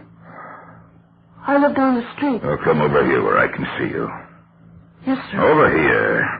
Now, what do you want? You're Christopher Columbus. You know about me? Yes, sir. The friars who teach me at school, they told us all about you. How old are you, boy? I was 12 3 months ago. They keep boys long at their books these days. Many a lad your age I've signed on my ships as cabin boys. Have you ever been on a ship? I've seen pictures of them, sir. No picture can give you the feel of a ship.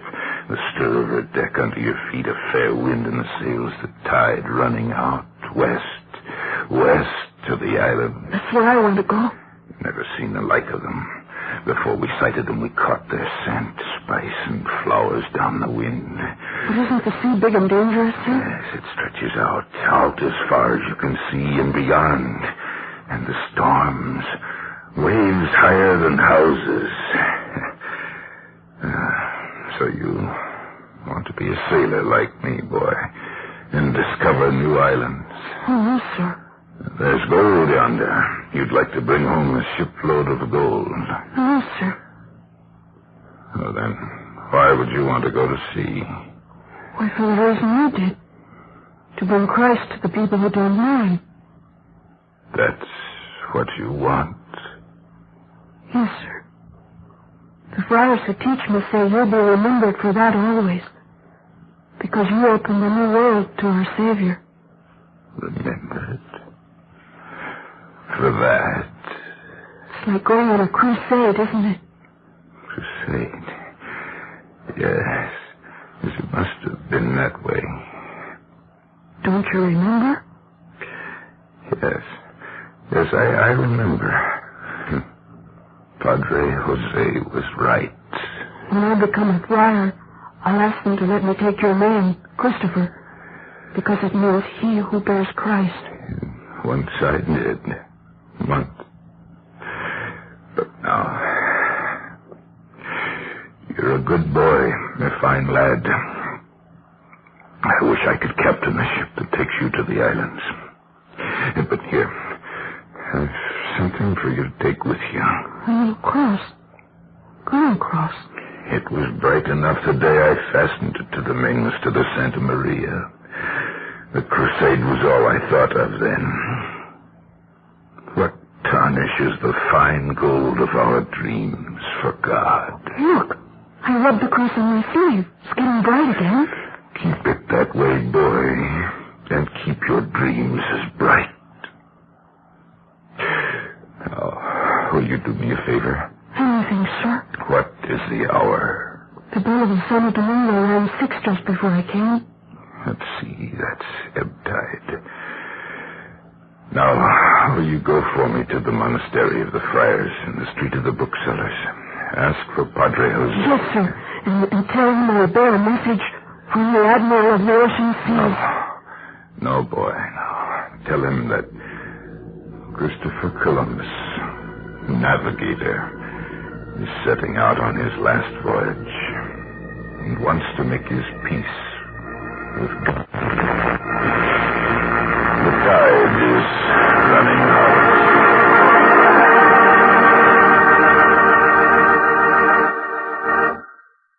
This program, entitled The Last Voyage, has been brought to you by the Art of St. Francis. For your free copy of this story and of our booklet on the life of St. Francis, the man who loved everybody, write to the Art of St. Francis in care of the station to which you are listening. This episode was written for radio by J.T. Vaughn. The cast included Peggy Weber, Howard Culver, and Patrick McGeehan.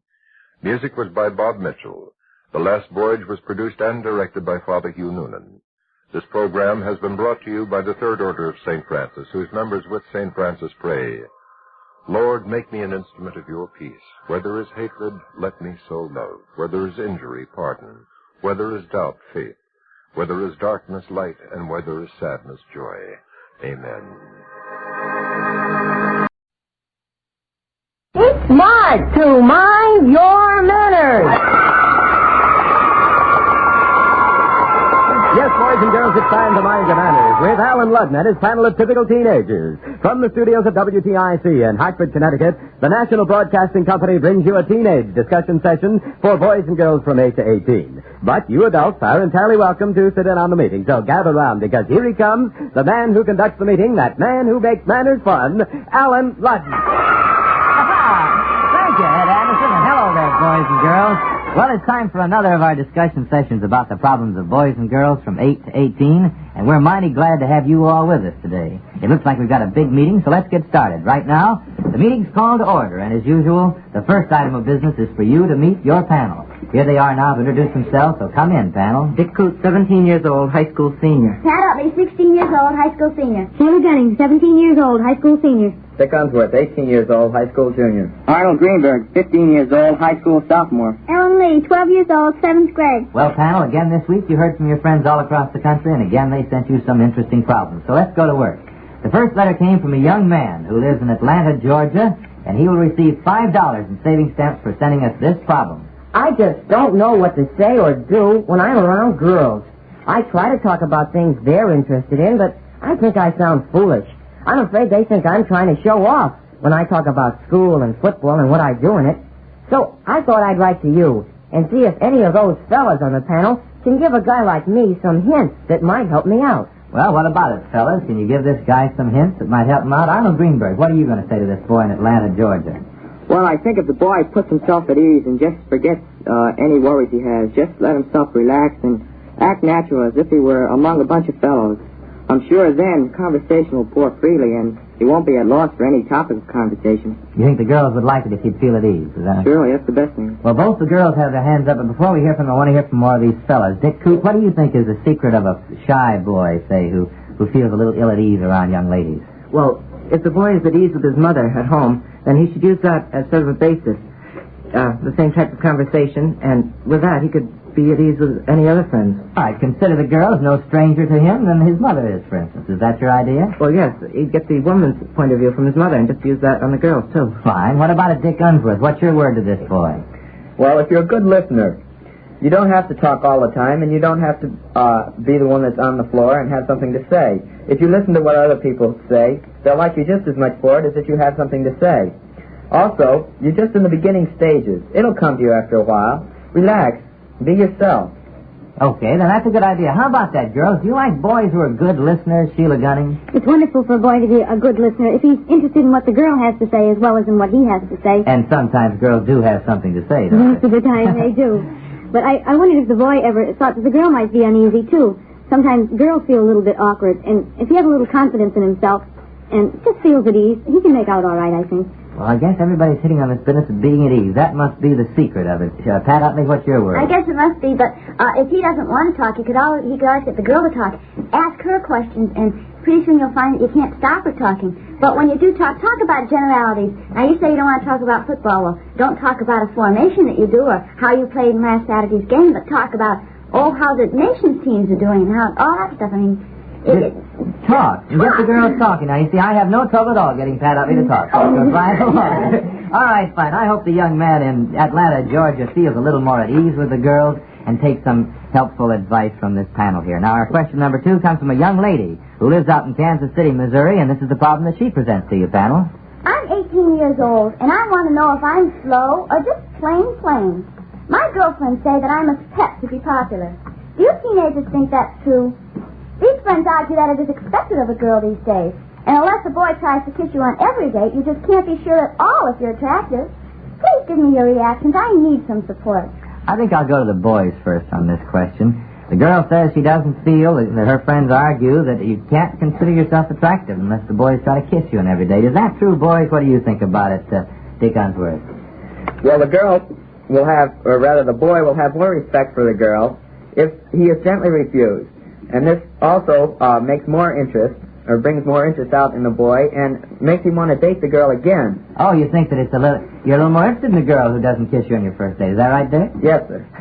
All right, what do you think about it, Arnold Greenberg? Do you think that just because the boy doesn't try to kiss a girl, he doesn't think she's attractive? I agree with Dick in that it's not absolutely necessary for a boy to kiss a girl on his first date, for the simple reason that a boy goes out with a girl primarily for her company. Fine. All right, that's a helpful hint to this girl, and I think she's beginning to get some support here from the boys. Now let's hear from the girls.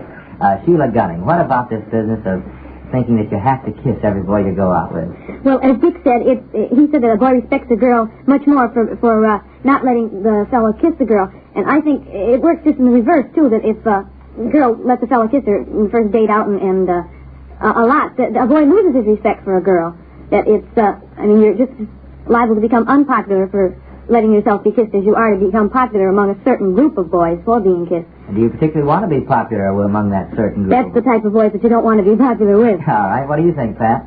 Well, this girl says she can't be sure if she's attractive or not. You know, there are different kinds of attractiveness, and this girl may have the kind that all the fellas want. But the attractiveness of a girl that's just a good young kid. I mean, she's a wholesome American girl. She's not a girl that the fellas take out just to have a lot of fun. All right. I think that's a very good point. You can tell whether you're attractive pretty well by how many friends you have, don't you think? Boys and girls. Do you think an attractive girl these days has to be one of these slinky gals who all the boys want to kiss the first time they see them? Do you think that's true? Do you think that's a typical American girl, Sheila? I think in high school, especially, a fellow likes the girl he can have a lot of fun with, a girl he can ice skate with or go to the movies with or dance with just equally as well and have a lot of fun doing everything together, not just being high class and sophisticated. All right, I think you gave some support to this girl in Kansas City, Missouri, and I hope she's able to argue with her friends now with the backing of our Mind and Manners panel. Right now, it's time for that department of our meeting in which we consider problems submitted by our adult listeners. Last week, we talked about the advisability of teenagers going to public nightclubs where liquor is sold. It was another of those discussions that presented more angles than we were able to take up in one meeting, so we've carried it over into this meeting.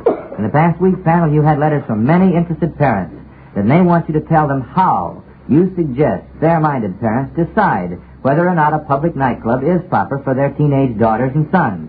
And what are some of the valid reasons for telling a teenager that he or she cannot go to such a place? Also, how do you suggest that parents present their reasons? Well, there are your questions from the adults panel. Now, what are your answers? First of all, Dick Coote. Well, the best way for fair-minded parents to decide whether or not a nightclub is proper is to go there beforehand and just see what it's like. All right, that's a good idea. In other words, go investigate it. Now, the next question, Sheila, what do you think about what are some of the valid reasons for deciding that such a place is not proper? Well, if the parent does go to the nightclub and he sees that teenagers are not in the majority, that most of the people that frequent that place are older people, then that's one good reason why teenagers shouldn't be there. That's one of the best reasons he can give. And if that place has a reputation for being not a good place for teenagers to go, then he can explain very nicely to the teenager that it's just not the place for him to go. He wouldn't get any enjoyment out of it. Whose point of view actually should the parent take in explaining that such a place is not really suitable for them to go, for the teenagers to go and have their parties? Well, if a parent explains that they're just looking out for their child's interest, that they don't want their reputation ruined, or that they won't have a good time, a teenager can't help but realize that they're right. All right, Pat, do you agree? Well, I agree with Sheila, and I'd like to say something about how the parents should tell the children that they can't go to these nightclubs. I was reading an article on little children, and teenagers are really little children at heart, and it said that whenever... A lot of adults are, too, I will say, don't you think? Oh, yeah. All right. No, this article said that when you take something away from a child, give something in return. So these parents that tell the teenagers you can't go someplace, say you can go someplace else. Give them another place to go where you know that they'll be happier, and when they go there, they'll know that it's a better place. And do you think that by a parent so investigating a place in the proper places and in the improper places, that do you think teenagers, as a rule, will respect the parents for having taken so much interest in their social welfare? Arnold Greenberg.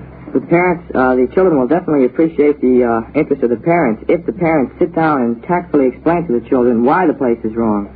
I'm sure most teenagers will naturally listen to their parents then, and if the parents have suggested some other place that's just as good or better, it'll be fine. Everyone will be happy. Makes you feel kind of good when your parents are that interested in you having a good time, doesn't it? Right. All right, now next week we hope to have an equally interesting discussion, and we come directly to you, our adult listeners, for the subject. If you'd like to have the honest, straightforward reactions of this panel of typical teenagers on some subject, won't you please write us and let us know what your ideas are? Now we leave our adult problem and turn again to those sent in by boys and girls from 8 to 18. And question number 3 comes to us from West Lawn, Pennsylvania. And for it, a young man receives $5 in savings stamps. Here it is. I started to work as a grocery clerk, my very first position, and I want to know if I have to give my paycheck to my mother. I'd like to keep my earnings to buy sports equipment, such as fishing rods, tackles, and guns and shells, high boots, and things like that. But I also want to do the right thing. I'm 15 and a freshman. So what's your word on my problem? We've got a panel member here we haven't heard a word from all morning. Ellen Lee, what do you say about this question? Well, he shouldn't take all the money, and his mother shouldn't try to take all of them, but he should keep at least half of the money so he'll know the importance of money. But he shouldn't go out and spend it widely like he's planning just about everything for his own pleasure. What do you think about handing the paycheck? You don't think, though, Ellen Lee, in other words, that he should just hand the paycheck over to his mother? No, because that way he's not going to learn the importance of money and how to take care of it and how to use it. Well, and you suggest that he cash the check. He cash the check and give part of the money to his mother so that his mother will know that he does have a sense of what to do and that if he's in a predicament where he can't have enough money to pay all his bills, that he will have some left over. That's a good idea. That's a good lesson to learn very young, isn't it? Yes. Do you think a lot of adults might learn the same lesson? Oh, yes. I do, too, believe me. Now, what do you think about it, Dick Coot? I want to know about this business of boys who earn some money. Do you think they ought to have it all just to go out and buy sports equipment or anything else they want? Well, no, I think that they should learn early as possible, that money can't be used for pleasure totally. Eventually they'll have to learn that they have to use it on some of the necessities. What are some of the things that a boy 15 years old could logically be expected to spend his paycheck for, Arnold Greenberg? Well, first of all, probably will be dances. Every now and then he'll have either a school dance or a club dance that he'll have to save up some money for. And he also should definitely, with part of his paycheck, buy sports equipment. After all, we don't want to tell the boy not to buy anything. But the point we're bringing out is that the boy should portion out his paycheck. In other words, a little for one thing and a little for the other. Well, that's good. I think we've done some good for this boy in West Long, Pennsylvania. I think it was a very fine discussion. So far today, incidentally, we have awarded 3 prizes of $5 in savings stamps each, and there are 3 more prizes to come, including the grand prize of a $25 savings bond. Yes, sir. Each week we give away 6 prizes, and here is Ed Anderson to tell you how you could win one of them. Boys and girls, if you have a problem in manners or social behavior, either at home, at school, or at parties, write it out and send it in to Mind Your Manners. Each week we select 5 questions for discussion and award the writer of each $5 in savings stamps. For the best stated and most interesting question, we award a $25 savings bond. All entries become the property of this program. In case of ties, duplicate prizes will be awarded. The decision of our judges is final. Contest closes at midnight on Wednesday of each week. Entries received after that date are considered for the following week's contest. So send your problems in to Mind Your Manners at this address. Mind Your Manners, Department 4, National Broadcasting Company, Radio City, New York 20, New York. Send your entry today. And now it's time to hear from our studio audience, so how about it, audience? Are you ready for your right-wrong quiz? Yeah! Fine. Now, Eddie Robinson's going to read 5 statements about table manners. Each statement is either right or wrong, and it's up to you to tell us which one it is. When you make up your mind, hold up your hand, and Ed Anderson will pick one of you to speak up for the audience. If you're selected, you get a fine gift. So on your toes now, and tell us whether these statements are right or wrong. If a spoon is served on the plate with ice cream, you should put the spoon back on the plate when you have finished the ice cream. Now, is that right or wrong? And everybody's hand is up. Yes. Is that right? Yes. Yes, you should put the spoon back on the plate. What's your name, incidentally? Aaron Cook. Thank you, Aaron. When you have ice cream at the next birthday party you go to, Aaron, where are you going to put the spoon when you're through with it? Back on the plate. Why can't you put it at the table? Because it wouldn't be polite. That's right. Thank you, Aaron. Here's a gift for you. Here's your second one, audience. If you like to eat baked potato skins, it's perfectly proper to do so if you cut the skins with your knife and eat the small bites with your fork. Is that right or wrong? Here's a... Wrong. Oh, you don't think you can eat potato skins, huh? Yes. You can? Can you cut them with your knife? Yes. But you'd rather eat them with your hands, huh? How do you eat potato skins? Think. He's thinking hard. What? Head. You eat it with your hands. Well, you know, we recommend, actually, that you take the knife and you cut it up and eat it with your fork. So we think that statement's right, but I think that when you really think about it, you'll think it's right, too. I must admit they're awful good in your hands, but from the table point manners point of view, it's better with a fork. What's your name? Raymond Parham. Thank you, Raymond. Here's a gift for you, and here's your third one, audience. You should always eat cupcakes with a fork. Is that right or wrong? Got to eat cupcakes with a fork. What? Right. You eat cupcakes with a fork? Yes. Oh, well, you're much more polite than I am. You know what I do? I pick them up and eat with my hands. And I read it out of a book, and it's right that you can do that in your hands. So we consider that statement wrong because cupcakes you can eat with your hands. However, am I all mixed up on this? No, I'm doing all right so far. But if it's a real sticky cake, you can eat that with your fork. You should eat that with a fork. What's your name? David here. Thank you, David. Glad to hear from you. Here's a gift for you. And here's your fourth one. Always cut up all of the meat on your plate before you start to eat anything. Think now. Is that statement right or wrong? That's right. You should cut up all the meat in your... We're not doing so well this morning. You should cut up all the meat on your plate before you eat it. Is that right? Yes. No, that isn't. we definitely think you should not cut up all the meat on your plate before you start eating. You should cut a bite off and eat it. A bite off and eat it. That's the right way to do it. What's your name? Bob Cooper. Thank you, Bob. You learned something today, didn't you? Yeah. We're going to be very dogmatic about that one. Thank you a lot, Bob. Here's your fifth one, audience. A well-mannered person eats quietly and slowly. Now, if you missed that, I'm just going to leave right now. Is that right or wrong? That's right. Thank you. What's your name? Ian Cave. What is it? Ian Cave. Thank you, Ann. You should always eat slowly, and do you think it's polite to gulp? No. No, it isn't. Thank you a lot. Here's a gift for you, and you did pretty well, audience, today. I hope you come back next week and do a little better. You're all invited, incidentally. Right now, though, it's the panel's turn, and we go back to them, and they're confronted with a problem sent in by a girl who lives in Gainesville, Georgia. She has a question which should interest you, and here it is. In my town, there is a military academy, and most of the town girls date the academy boys. The town boys object to our going with the academy boys, but we have very good reasons. The academy boys can dance and are very polite, while the town boys will push you out of the chair if they get a chance and can't dance at all. So don't you panel members think it's right for us to date the academy boys? What about this? It's a problem from Gainesville, Georgia. What have those academy boys got that the town boys seem not to be able to do? Dick Coop, what's your word? Well, I should imagine that they probably have a lot better manners than the town boys. The girl seemed to indicate that she liked that. Is that right? Yes. Well, the boys, the town boys should wise up to the fact that if they aren't doing so well with the girls, that it's probably due to their manners. All right. What do you think about it, girls? Let's hear from Sheila Gunning. Well, you can't blame the girls for wanting to go out with the academy boys. After all, what girl doesn't like to be catered to by fellows that have nice manners? Do you think, Sheila, that it's because they go to the academy, or is it because really the boys themselves, as people, are more pleasant? It certainly isn't because they go to the academy.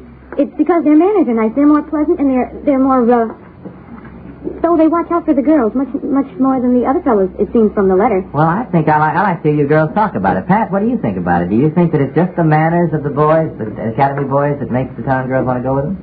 I think so. A girl likes to go with me, and as a person, I don't like to sit on the floor. I wouldn't want any boy to come and push me off the chair. These fellows ought to get smart. Now, come on, now, you know that the girls like to go out with boys that get manners, and you know that's the reason. So why not get together and listen to mind your manners for once in a while? Well, Pat, I really appreciate that plug. I think that's the word for the boys and girls in Gainesville, Georgia. We'll move on along now, though, to question number 5, which comes to us from a college boy in Lincoln University in Jefferson City, Missouri, and he has a problem that goes something like this.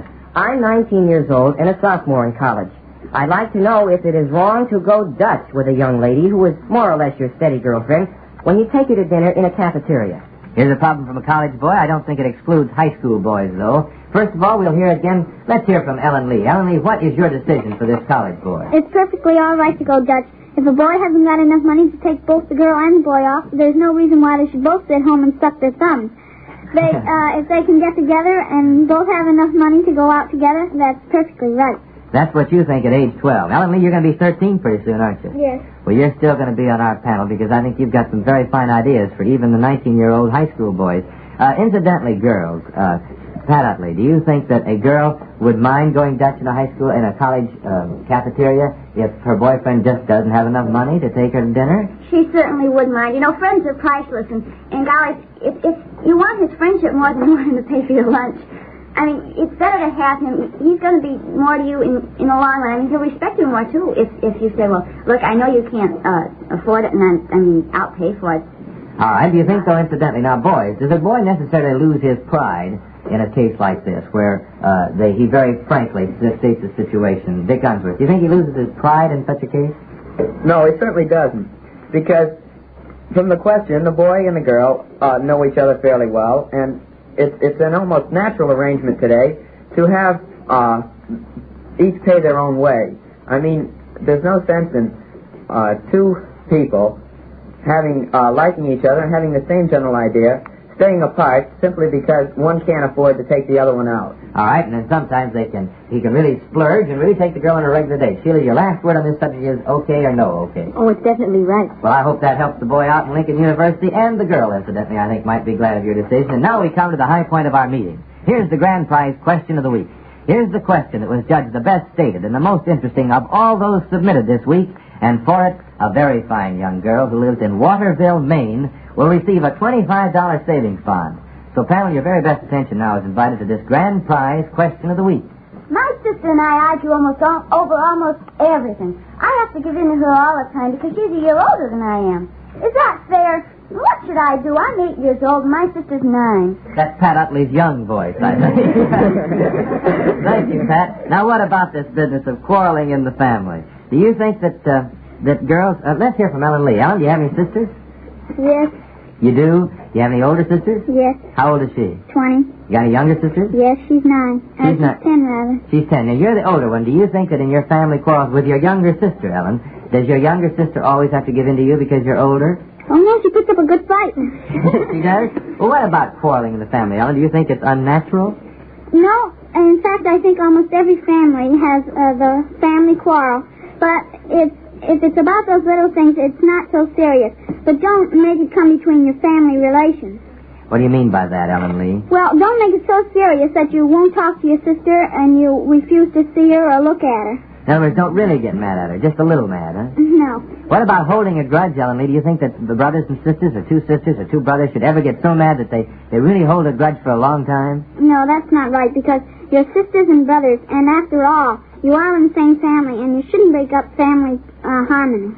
Fine. Well, I'm glad to hear you say that, Ellen Lee. Arnold, what's your word on this? I've got a little suggestion for our 8-year-old friend. Let her give in to her sister for a while. Say for a week or 2 weeks or so. And that way we'll see who's really causing the arguments. And perhaps, also, there won't be any more arguments, so that'll fix the matter perfectly. I wonder if she's ever realized how many people it takes to make an argument. How many people does it take, Arnold? It takes 2 to make it, but it only takes 1 to stop it. One could give in. She could give in for a week and find out that maybe there wouldn't be any arguments. Is that right? That's fine. Well, do we want to just say here, though, at this meeting, that family arguments just shouldn't be? Pat Utley, you're an only child, aren't you? Yes. What is an only child? Who does an only child argue with? Well, I don't know who they argue with, but it's always one of the parents, and it seems to me I argue more with my mother than with my father. I see. But do you find that really when the arguments get serious, one of you has to give in because after all you're pretty good friends? Oh, we're marvelous friends, and it's usually me that gives in, though. Well, I think that's right. After all, your mother knows best. You've always heard... All right. Dick Coote, the last word on this subject is, do you think that 8-year-old girls should worry about arguing with their sisters just so they're just little friendly arguments? Well, no, certainly not. It makes, family quarrels are stimulating. I mean, if they're small, and it makes the life more democratic. Well, I was going to say that it intensifies the family relationships. You really like them better if you can kind of argue a little bit, but not too seriously. All right, now here we come. We have to close up our grand prize question of the week. We move right over to the answer box to find the answers to those questions that were sent in but were not selected for discussion. Today's first question that comes from the answer box is... The question that was left to the boys last week from a girl in Los Angeles, California. Do boys prefer girls who wear hats on informal movie dates? Or would the fellas rather take a girl out who's not quite so dressed up? Well, we asked for the boys' ideas in this matter of girls' hats, and they came through with some very specific answers. With no exceptions, the boys said that they did not like to take out girls who wear wild, ultra-sophisticated hats. One very clever young man who lives in McPherson, Kansas, described what he thought of girls who wear hats with feathers to movies.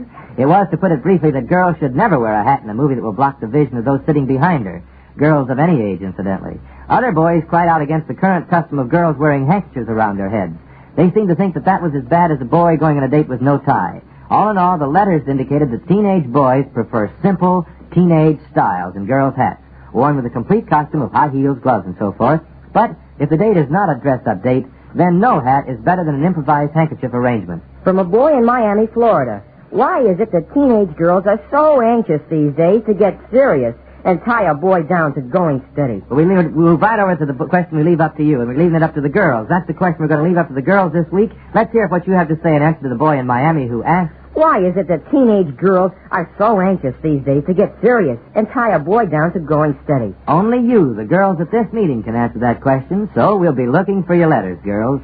Right now, though, it's just about time to adjourn this meeting. Before we do, though, let's hear from our panel of typical teenagers one more time. This is Dick Coote with an invitation to the adults to send us their comments on our adult discussion period.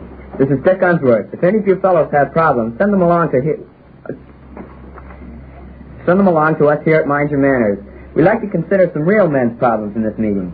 This is Sheila Gunning, reminding you to be sure to put your full name and address on your cards and letters.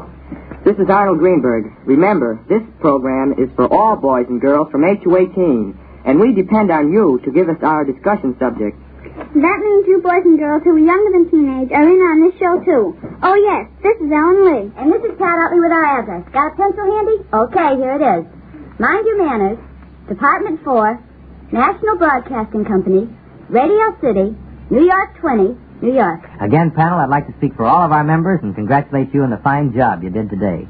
We'll all be looking for you next week when we'll be faced with some more problems sent in by your friends across the country. I'll be calling the meeting to order at this same time next week, so let's make a date right now. Hope you all have a wonderful week. Drop us a note, will you? This is Alan Ludden saying goodbye now.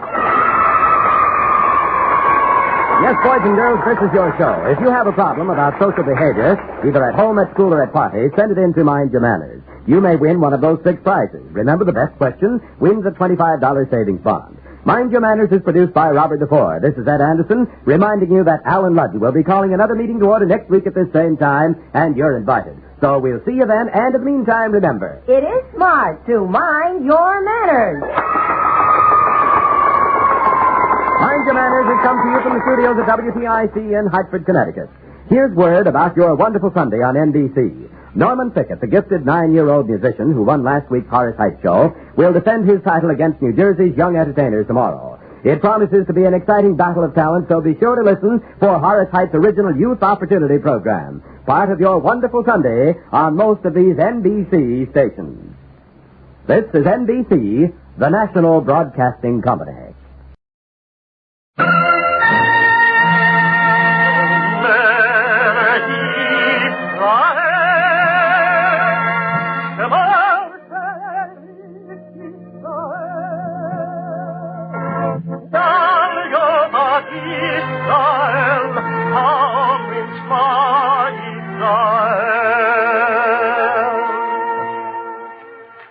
And the Lord spake unto Moses, saying, Command the children of Israel that they bring unto thee pure oil olive, beaten for the light, to cause the lamps to burn continually in the tabernacle of the congregation.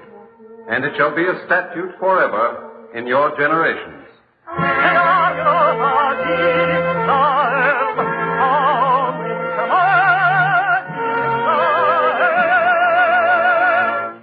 The eternal life.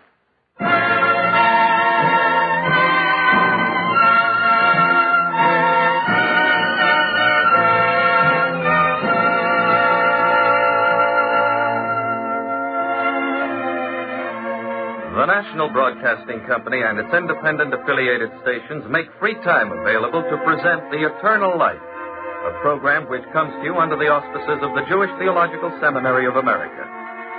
Our story today, Herzl and the Minstrel, was written by Arnold Pearl. The role of Herzl is played by Santos Ortega.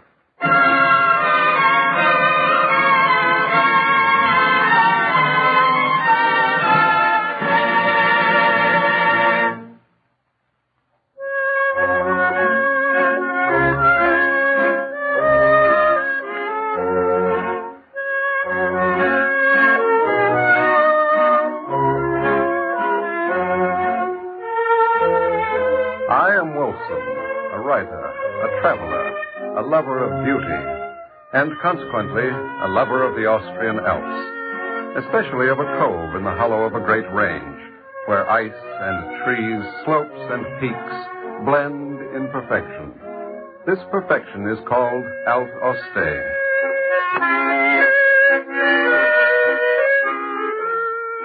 The music is nice, too, isn't it?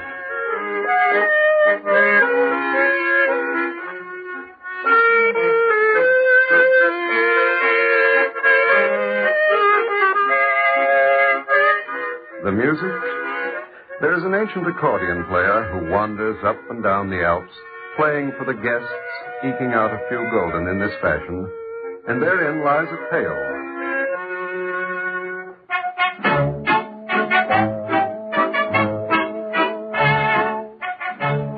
But to begin at the beginning, a few years back, when I first came to Alt Auste, I came to the farmhouse of Ferdinand Leubel, a farmer, a carpenter, and a man who rented out rooms to tourists. It was a lovely farmhouse, restful, just what I wanted.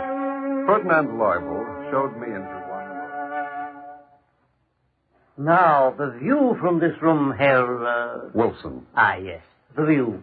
Look for yourself, Herr Wilson. The essence of the Alps. Lovely. Lovely. But, it's too small. Oh. Have you got a larger room? Larger. Larger. Well, this way. But the view is not so good. Well, I'm a writer. If the view is too good, I spend all day at the window. Show me a poorer view, but a bigger room. Well, right this way. Be careful to step here. It's a little dark. Now, that's it. You may not like this. Well, we'll see. Oh, this is fine. This is just... Where did you get that picture? The big one? You don't like it? I'll hang it in another room if you want me to. Oh, no. On the contrary. I like it very much. A picture of Theodor Herzl. Wonderful. You knew him, maybe? No. But he's one of my favorite people. Oh. Tell me, why do you hang a full-length picture of Herzl? That must be... How big is it? 6 feet 5 inches.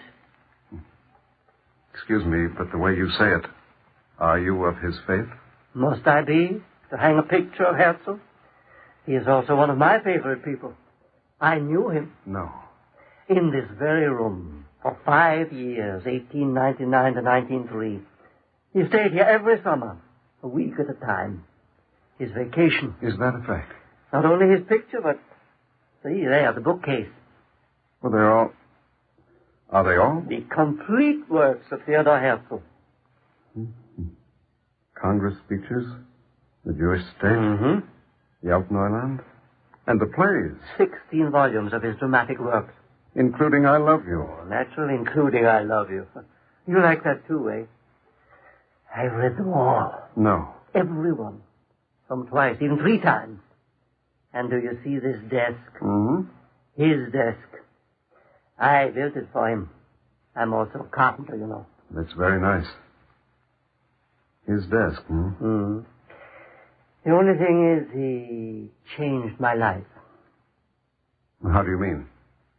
Can you stand a story? Did a writer ever not want to hear a story? I am a writer, you know. Well, why must you be so sectarian?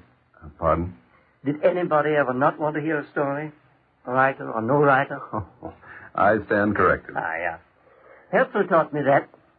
So, what's the story? Just a minute. Sit down. Sit down and I'll tell you. Maybe you'd like a cup of tea.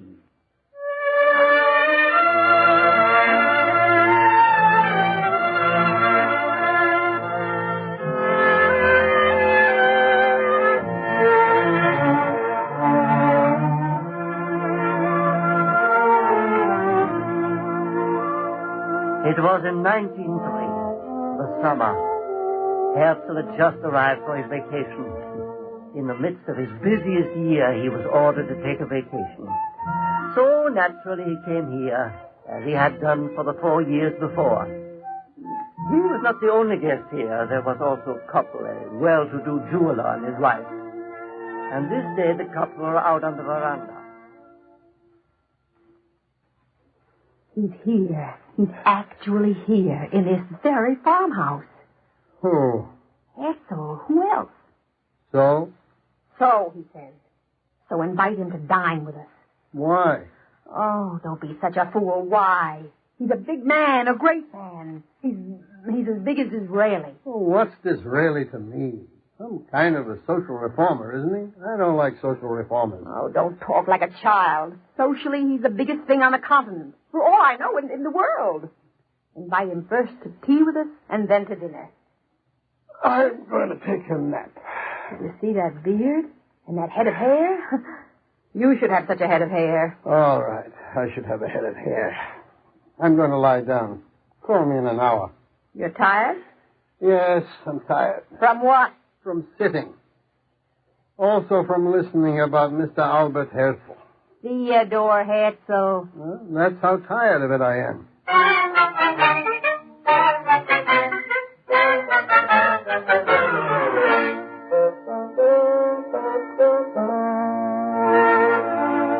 Now you must understand about Johann, the minstrel. He played an accordion. A poor man, he tried to bring lightness through his music to people. From resort to resort, farmhouse to farmhouse, he came, playing his songs and hoping to be given a gulden or half a gulden or even a tenth of a gulden by the guests. About once every 6 months he came, and this was his day.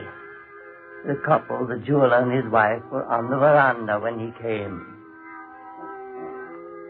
Now you had a nap. Don't be so grumpy. Invite the man over. Still on this Herzl? He's only around the veranda on the other side. Oh, music. With my head, too. It's very nice. A minstrel. Listen.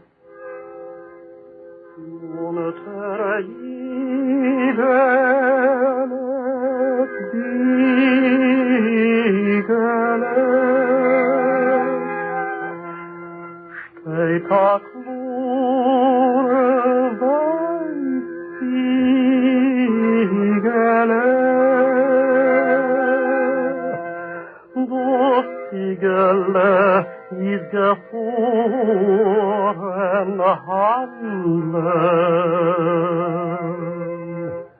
Du verfeine deine Beruf, Rosine Kerz mit Mandeln.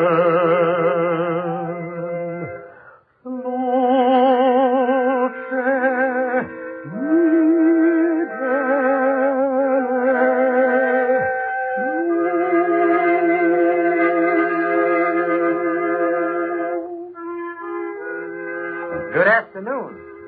Pleasant afternoon. A little concert? Please, please, stop it.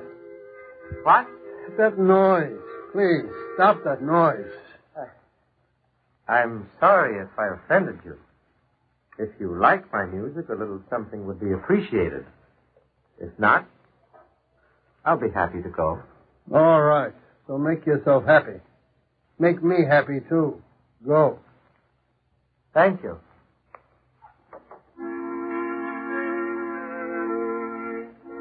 Oh, Johann walked around to the other side of the veranda, and there sat Herzl, enjoying the out, enjoying the air, enjoying life. What's that? Music. Oh, well. Hello there, minstrel. Good afternoon. A pleasant afternoon. A little concert? That would be fine. Manavu al-Harim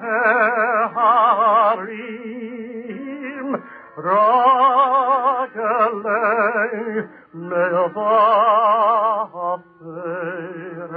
Machnia Shalom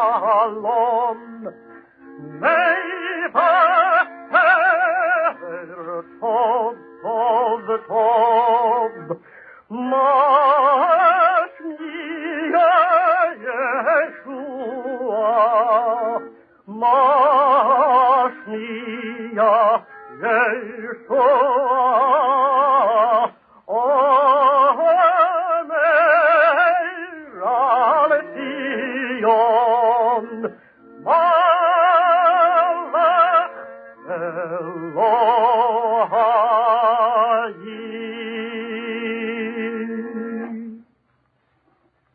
That's lovely. What's your name, please? They call me Johann the Minstrel. Here, Johann. And thank you. Thank you, sir. A minstrel. Huh? Tell me, how well do you do? Do you earn a living? Are there enough people who appreciate your music? A few.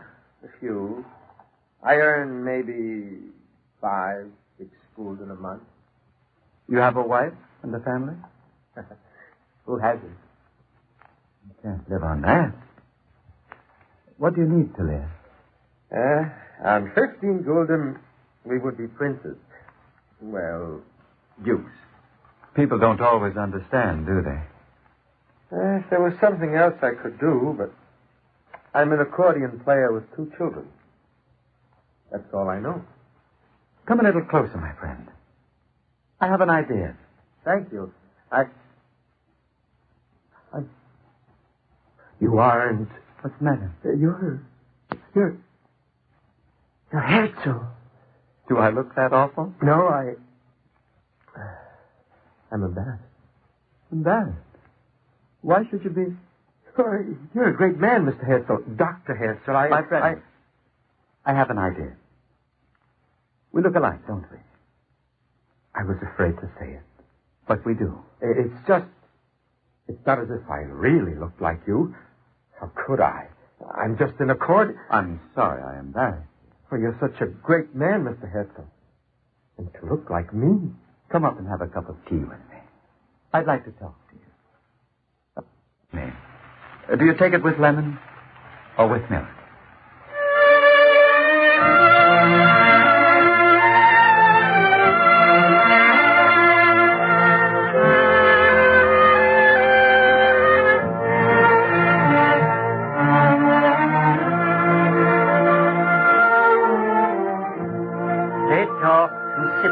While the wife of the jeweler gnashed her teeth in envy. Tea with a minstrel, and her husband wouldn't invite Herzl to tea. Well, that's unimportant. What's important is what happened that night in the little cottage of the accordion player. After telling his wife the 2 miracles that happened that day, he met Herzl, 1, and 2, he received 3 gulden that day. He said, "So I can't go out, of course, and play the accordion." Why? And disgrace Mr. Herzl? Why would you disgrace Mr. Herzl? I just told you. We look alike. Almost like brothers. Suppose you do? And if someone would say to someone else, "Yesterday I saw Theodor Herzl playing an accordion in the streets and hoping someone would throw him a gulden." So because you look like Theodor Herzl, the children must starve and I must go hungry? Yes, sir, please. Should I bring disgrace to all the Jews of the world? No. I can't play here. I can't. Don't ask me to.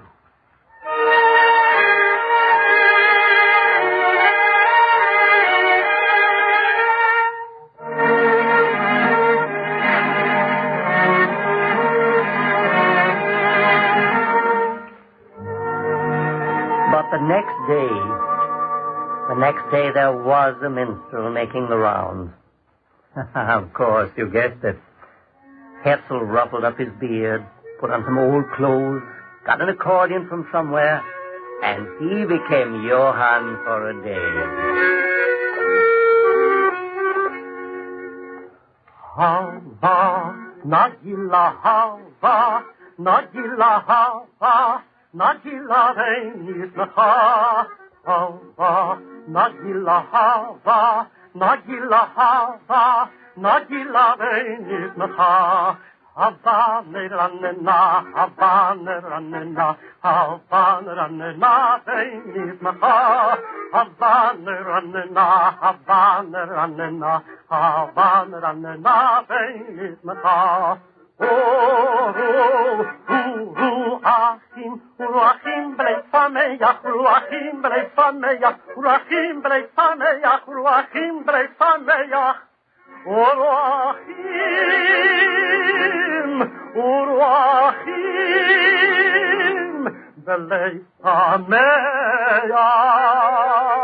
Hava, Nagila Hava, Nagila Hava, Nagila Renisnaha, Hava, Nagila Hava, Nagila Hava, Nagila Renisnaha.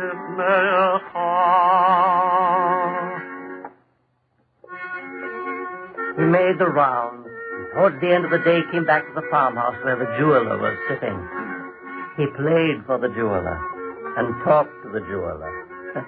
And later, after Herzl had gone, the jeweler's wife came out on the veranda. Darling, I need something. Darling, did you hear me? Oh, yes? I need 10 gulden. I have to go to town for something, and I want 10 gulden. 10 gulden, well, I haven't got it. What do you mean you haven't got it? An hour ago you showed me you had 12, 15 gulden in your pocket. Well, I gave it to the accordion player. You did what? Yeah, that's right. I gave it away. Why? What happened to you? Herzl. What are you talking about? Well, you heard the accordion music before, didn't you? So? And when the music was over, you heard me talking to someone, the minstrel?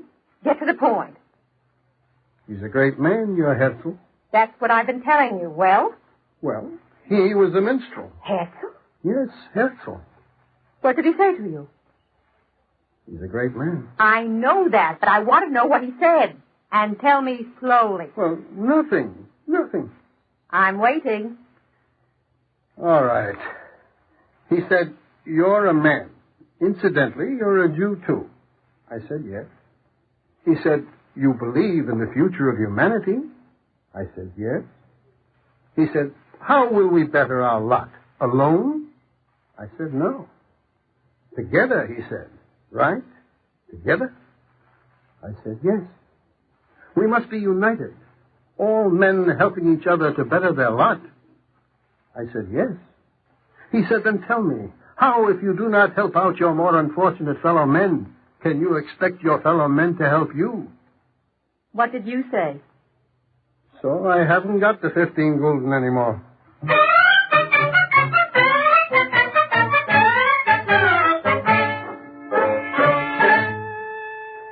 Next day, Herzl paid a visit. He gave Johann what he had collected from the jeweler and also from the others. 152 gulden. What can we say, Mr. Herzl? Don't say anything. Let me thank you. Thank us? You make friends on a vacation. That makes it a double vacation. Thank you.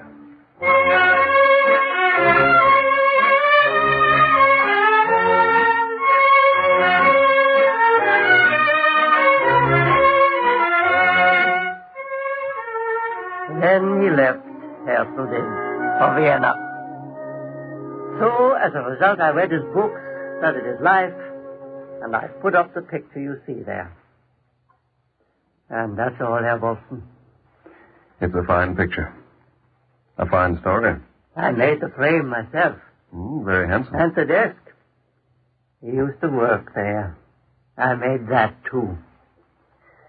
And as a result, I have to work there now at his desk. I have to use it. I have to try. Have to? Try what? I have to keep at it. Oh, I'm sorry, I don't understand. Well, that's the rest of the story. So what are we waiting for? Nothing. I was just thinking.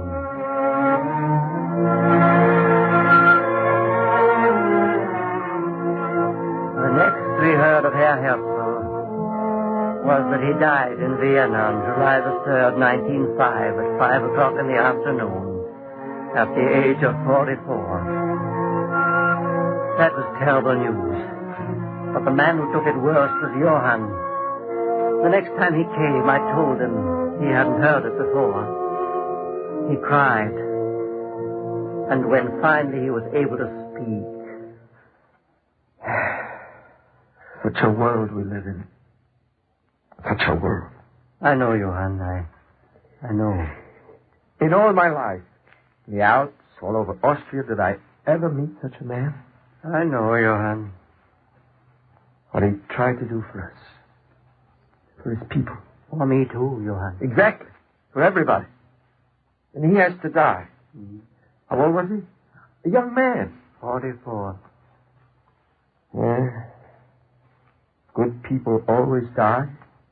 The evil ones, the selfish ones, these live on and on. No, don't be bitter, Johann. Justice.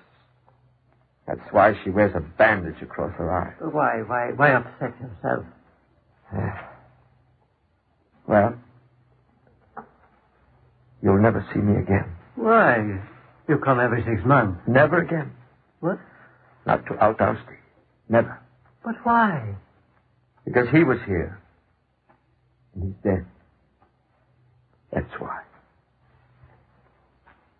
So goodbye. Shalom, Mr. Leuthold. Shalom, Johann. Shalom Aleichem.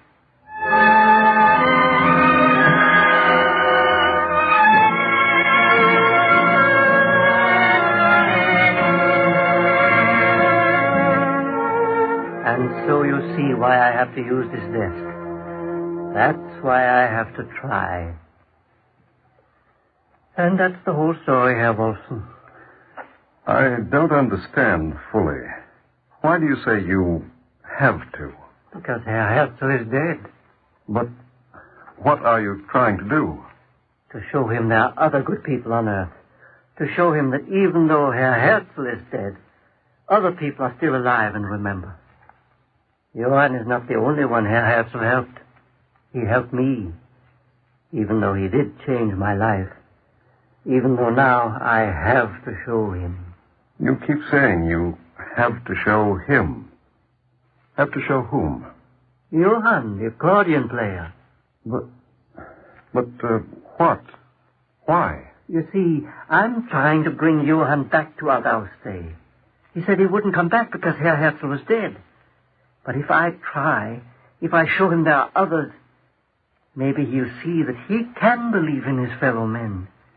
I can never be Herr Herzl, but maybe if I try, if I'm like Herr Herzl, maybe then if Johann hears about me, he'll come back again to Alt Aussee.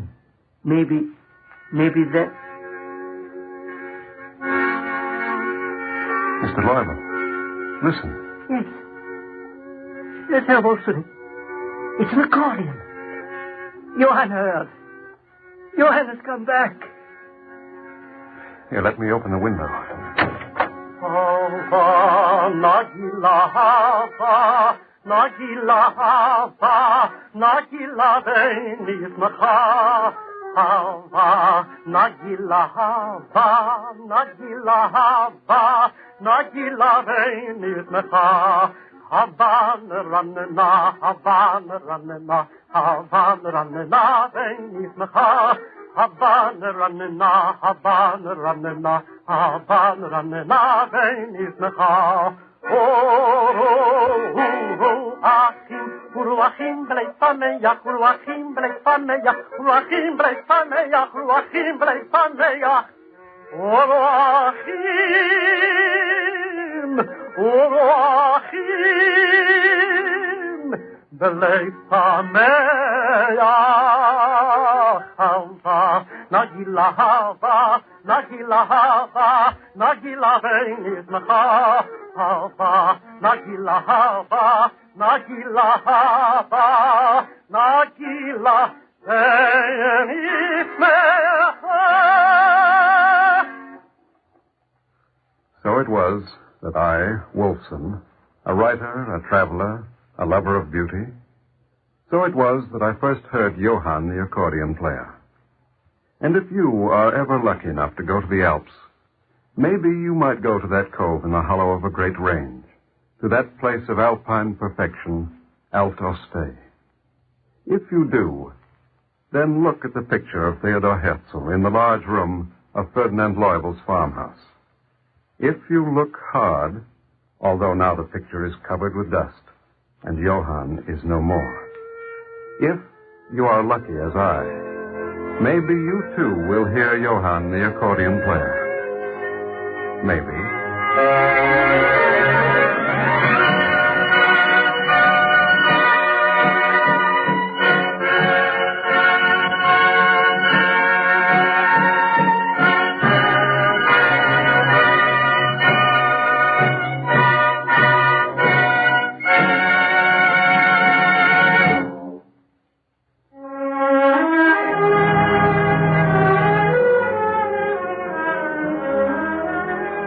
Eternal Light story today, Herzl and the Minstrel, was written by Arnold Pearl.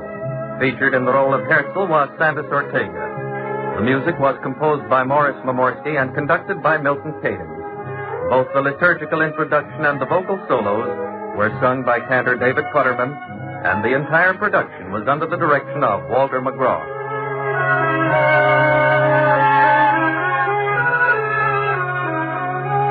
The National Broadcasting Company and its independent affiliated stations make free time available to present The Eternal Life, a program which comes to you under the auspices of the Jewish Theological Seminary of America.